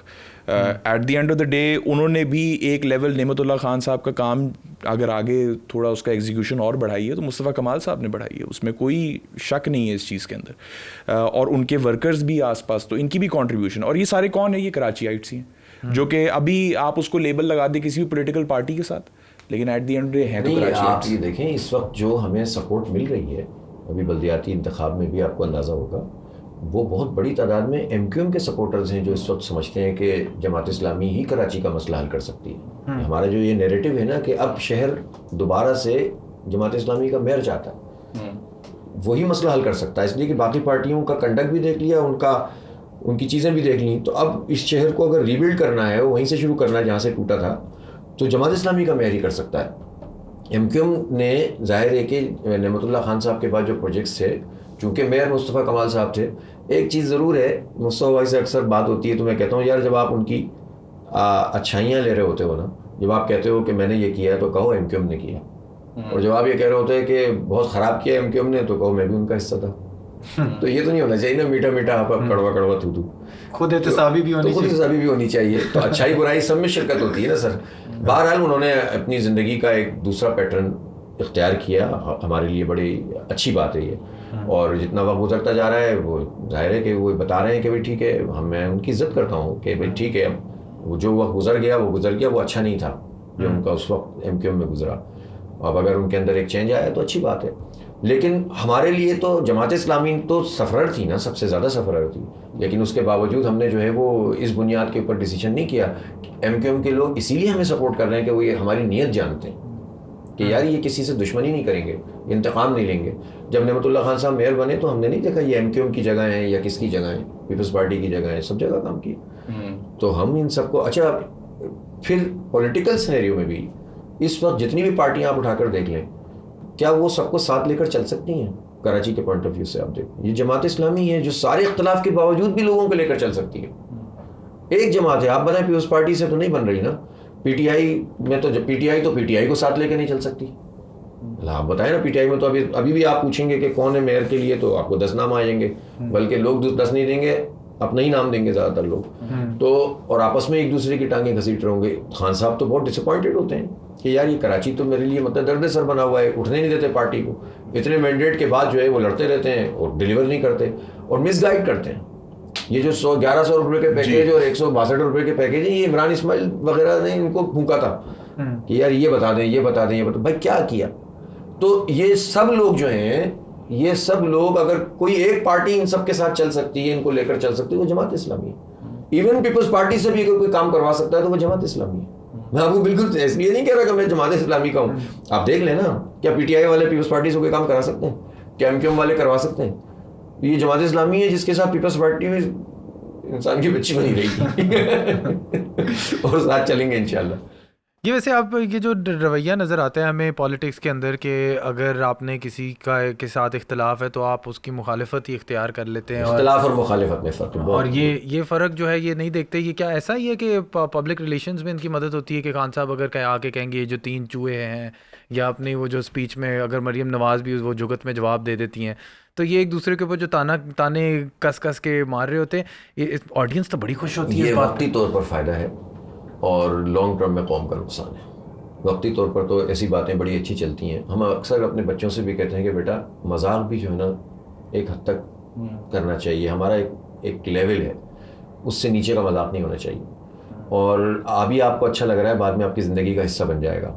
قوموں کا بھی ایک مزاج ہوتا ہے. تو ہماری قوم ایسی نہیں ہے کہ ہم اس کو بالکل بلو دی بیلٹ لے کے چلے جائیں. کچھ نارمس تو ہوتے ہیں جس کو مینٹین کرنا چاہیے. اور سب سے بڑھ کر جو نمبر 1 آدمی ہوتا ہے اس کی رسپانسبلٹی ہوتی ہے. کوئی غلطی ہو جائے تو ایکسکیوز کر لے, کیا ہو گیا. تو یہ کام صرف اس لیے نہیں کہ پی ٹی آئی یا پیپلز پارٹی ہے, یہ سب ایک دوسرے کو رگڑا دیتے رہتے ہیں. لیکن ان کو چاہیے کہ اس بات کو سوچیں کہ جو وہ کہتے ہیں ان کے فالوورز ان سے زیادہ پھر شروع ہو جاتے ہیں. پھر یہ جو ہے نا اینڈ نہیں ہوتا اس کا کوئی, اور پھر عزتیں تار تار ہوتی ہیں. اس کے بعد کچھ بچتا نہیں ہے. پھر آپ بات چیت کرنے کے قابل نہیں رہتے ہیں. پھر آپ گھٹیا طرح کی چیزوں کے اوپر چلے جاتے ہیں. پھر آپ گندی ویڈیوز کے حوالے دینے لگ جاتے ہیں. تو اس کے بعد آپ اپنے بچوں کے ساتھ کیا دیکھیں گے. ہمیں بعض اوقات میڈیا کے لوگ کہتے ہیں جب ان سے یار آپ کوئی اچھا کنٹینٹ دکھائیں, کچھ سنجیدہ چیزیں, کہیں آپ کے یہاں شعر و ادب نظر نہیں آتا, کہیں آپ کو فلسفہ نظر نہیں آتا. جنید بھائی بھی یہی بات کرتے ہیں, کئی عرصے سے کر رہے ہیں, ہے نا. تو وہ یہ کہتے ہیں کہ یار ہم وہ دکھاتے ہیں جو لوگ دیکھنا چاہتے ہیں. میں ان سے کہتا ہوں نہیں, جو آپ دکھانا چاہیں گے وہ لوگ دیکھیں گے. یہ وائس ورثہ بھی تو ہے نا, کہ ایسا تو نہیں ہے کہ صرف لوگوں پہ آپ چلیں گے. لوگ ایسے نہیں تھے ایک زمانے میں. دیکھیں سب کو اختلاف تھا, ہم نے تو کہا اس وقت یونین بین ہوئی جنرل ضیاء کے زمانے میں, لیکن اس زمانے میں وہ تھا کیا کہتے تھے, سینسرشپ تھا. نہیں بالکل اچھا. لیکن آپ کو پتہ ہے جو مزاح اس وقت تخلیق ہوا ہے نا آج تک نہیں ہو سکا, کیونکہ اس میں چھپ کر آپ کو جو ایک کاروائی ڈالنی ہوتی تھی, آپ کو الفاظ کا سہارا لینا پڑتا تھا, آپ کو اشارے کرنے پڑتے تھے. اس سے ادب جو ہے نا بہت آگے بڑھتا ہے. مطلب میں یہ نہیں کہتا کہ سینسرشپ ہونی چاہیے, وہ تو سینسرشپ کسی اور وجہ سے تھی. لیکن بات یہ ہے کہ یار ہر چیز جو ہے نا بول دینے سے بھی مسئلہ حل نہیں ہوتا. بالکل ایسے ہر چیز بیان نہیں کی جائے گی, سب کے کپڑے نہیں اتارے جائیں گے بھائی. آپ جو ہے نا کچھ اپنے اندر کچھ ایسی ویلیوز پیدا کریں جس سے پوری قوم کا مزاج آگے بڑھے اور اچھے لوگ بنے ہم. یہ ولگریٹی جو ہے نا یہ ہمیں بہت نقصان پہنچائے گی. آج جس پر لوگ بہت واہ واہ کر رہے ہوتے ہیں اور لائکس دے رہے ہوتے ہیں, کل یہ ان کا جب مزاج بنے گا تو یہ آپ کے ساتھ وہی کام کریں گے. بالکل ایسا ہی ہوتا ہے تیمور. لیکن دس از آج کل کے انفارچونیٹلی آج کل کی جو آپ نے سوال کیا تھا, this is what sales. This is what sales کہ تم نے آج یہ جگت مار دی, میں نے آج یہ جگت مار دی. آج you want to sell. Exactly, I am not seeing this. وہ بھی پبلک ڈیمانڈ پہ خود دیکھ کے دکھ ہوتا ہے, آپ کو خود دیکھ کے دکھ ہوتا ہے. خراب کریے, یہ ایک دوسرے کے ساتھ جڑی ہوئی ہوتی ہے. کسی کو تو دیکھیں, کسی کو تو اپنی جگہ پہ کھڑا ہونا پڑے گا نا. ریفارمسٹ اور کون ہوتے ہیں؟ ریفارمسٹ وہی ہوتا ہے جو جنگ لڑتا ہے, جو اپنا نقصان برداشت کر کے کھڑا ہو جاتا ہے کہ یار مجھے ٹھیک ہے لائکس نہیں ملیں گے لیکن میں ابھی اپنی بات کروں گا. کرتا رہتا ہے بالآخر لوگ اس کی طرف آ جاتے ہیں. تو کسی کو تو جھنڈا لگا اٹھانا, کوئی اخلاقی معیار پہ تو کھڑا ہو, کسی پرنسپل, کسی عقیدے. ہاں, مطلب یہ نہیں کرنا کہ پرائم ٹائم ٹیلی ویژن پہ میرا بیان آ جائے تاکہ شام میں جب میں بیٹھ کے چائے پی رہا ہوں تو لوگ میری واہ کریں. یہ بیماری ہے, یہ بیماری اتنی بڑی ہے کہ ججوں کو لاحق ہو گئی ہے. سر یہ تو پبلک ریلیشنز کا وہ بھی خبریں بنا رہے ہیں, کوئی بات نہیں, کچھ بھی نہیں ہے, یہ صحیح بات ہے, یہ کچھ بھی نہیں ہوگا انشاءاللہ, everything will be okay. یہ بیماری ان کو لاحق ہو گئی ہے, یہ خبریں بناتے ہیں, فیصلے نہیں کرتے. بین الاقوامی سطح پہ آپ ٹرمپ کا دیکھ لیں تماشا جو تھا, وہ ان کو کتنے زیادہ نیوز چینلز نے ان کو دکھایا اور جس کی وجہ سے ان کو ووٹس ملے کیونکہ وہ ایک نمونوں والی باتیں کر دیتا تھا. ہاں لیکن وہ وہی اخلاقی معیار سے اتر کے کوئی دنیا بات میں کر یہ دیتا تھا. زوال ہے. اور دنیا میں یہ آپ نے دیکھا کہ یہ چیز کامیاب ہے اور پھر اسی کو شاید آپ پھر اس یہاں کو پہ بھی کامیابی چلا. نہیں کہتے سر, اس کو زوال کہتے ہیں. لیکن میرا بس یہی ہے کہ میں نے تو یہاں دیکھا ہے کہ یہ اختیارات کی جو جنگ ہے یہ اینڈ میں یہی ہے نا, ایک کچھ الیکٹیبلز آ جاتے ہیں, کچھ وہاں سے آ جاتے ہیں, جوڑ تاڑ کے کوئی نہ کوئی ایک اسمبلی بن جاتی ہے اور کچھ نہ کچھ ہو جاتا ہے. How long do you think کہ یہ چیز اسی طرح چلتی رہے گی؟ How long do you think یہ اسٹرگل آگے چلتی رہے گی؟ اور کب ہم آ کے ایک ایسا سسٹم بنا لیں گے کہ جی جس طرح باہر کا نظام ہوتا ہے, آپ تو میں تو یو کے کا دیکھتا ہوں کہ جی ایک پراپر بندہ آتا ہے, ابھی تو بہت برا حال ہے. آپ نیشنل اسمبلی دیکھ لیں سر, میں آپ کو ایک بات اس کے اندر کیا کنورسیشن ہوتی ہے. دنیا میں زوال ہے. امریکہ ہمارے لیے رول ماڈل ہوتا تھا نا, 2 پارٹی سسٹم تھا اور یوں اور وہ. اب دیکھیں پتہ چل گیا, ایکسپوز ہو گیا بری طرح. آپ برطانیہ میں دیکھ لیں اس وقت, آپ کون لوگ, فرانس کے اندر کون لوگ, اب جو اپنے آپ کو قدامت پسند کہتے تھے ان کو بھی ریٹرکس مارنی پڑتی ہیں تاکہ وہ یعنی وہ کسی نہ کسی حد تک اپنے آپ کو جو ہے نا ریسسٹ بنا کر پیش کرتے ہیں کہ کہیں ایسا نہ ہو کہ جو ریسسٹ ہیں وہ بالکل ہی ہمارے اوپر قابو آ جائیں. اس لیے کہ پاپولر ویو وہی ہے. جرمنی میں یہی ہو رہا ہے, پوری دنیا میں یہ ہو رہا ہے. یہ پوری دنیا کا زوال ہے. یہ ایک ریولیوشن کی ضرورت ہے اور وہ ریولیوشن جو ہے نا کسی کو اٹھنا پڑے گا. ہم پاکستان کے تناظر میں آپ کو, میرا خیال ہے کہ دنیا میں بھی ہوگا لیکن پاکستان میں بھی 5-7 سال میں ایک گیپ آئے گا. ابھی تو چل رہا ہے جیسے چل رہا ہے, زندہ باد مرد آباد پہ چل رہا ہے. 5-6 سال میں ایک بہت بڑا گیپ ہوگا. اس اپرچونٹی کو جو محنت کرے گا, کوشش کرے گا, اپنی بنیادوں پہ کھڑا ہوگا, ہم یہ چاہیں گے کہ جماعت اسلامی اس کام کو انجام دے انشاءاللہ. اور ہمیں اگر پیر رکھنے کی جگہ ملتی ہے کسی جگہ, مثلاً ہمیں کوئی پولیٹیکل سینیریو میں کراچی میں جگہ ملتی ہے, تو ہم انشاءاللہ لوگوں کی توجہ کا مرکز بنیں گے. اور مجھے یقین ہے کہ آئندہ 5-7 سال کے اندر, 10 سال کے اندر یہ ایک بہت بڑا چینج آئے گا. لوگ اکتا جائیں گے. ہمیں ریفارمز کی ضرورت ہے, ہمیں ریفارمز کی ضرورت ہے, ہمیں بنیادی چیزوں کو تبدیل کرنے کی ضرورت ہے. اس طرح نہیں چلے گا زیادہ سے, دنیا نہیں چلے گی, دنیا نہیں چلے گی. اور دنیا تو ایک گلوبل ولیج ہے اس وقت, تو ہر جگہ کے جو ہے اثرات ہیں سب جگہ پہ آتے ہیں. تو ہم آغاز کریں گے یہاں سے انشاءاللہ. پاکستان کی جیو اسٹریٹجک پوزیشن یہ, جو یہاں سے چلے گا پوری دنیا میں جائے گا انشاءاللہ. جو تھا ناخوب بتدریج وہی خوب ہوا. غلامی میں بدل جاتا ہے قوموں کا ضمیر, غلامی میں بدل جاتا ہے قوموں کا ضمیر. جو تھا ناخوب بتدریج وہی خوب. کیا بات ہے.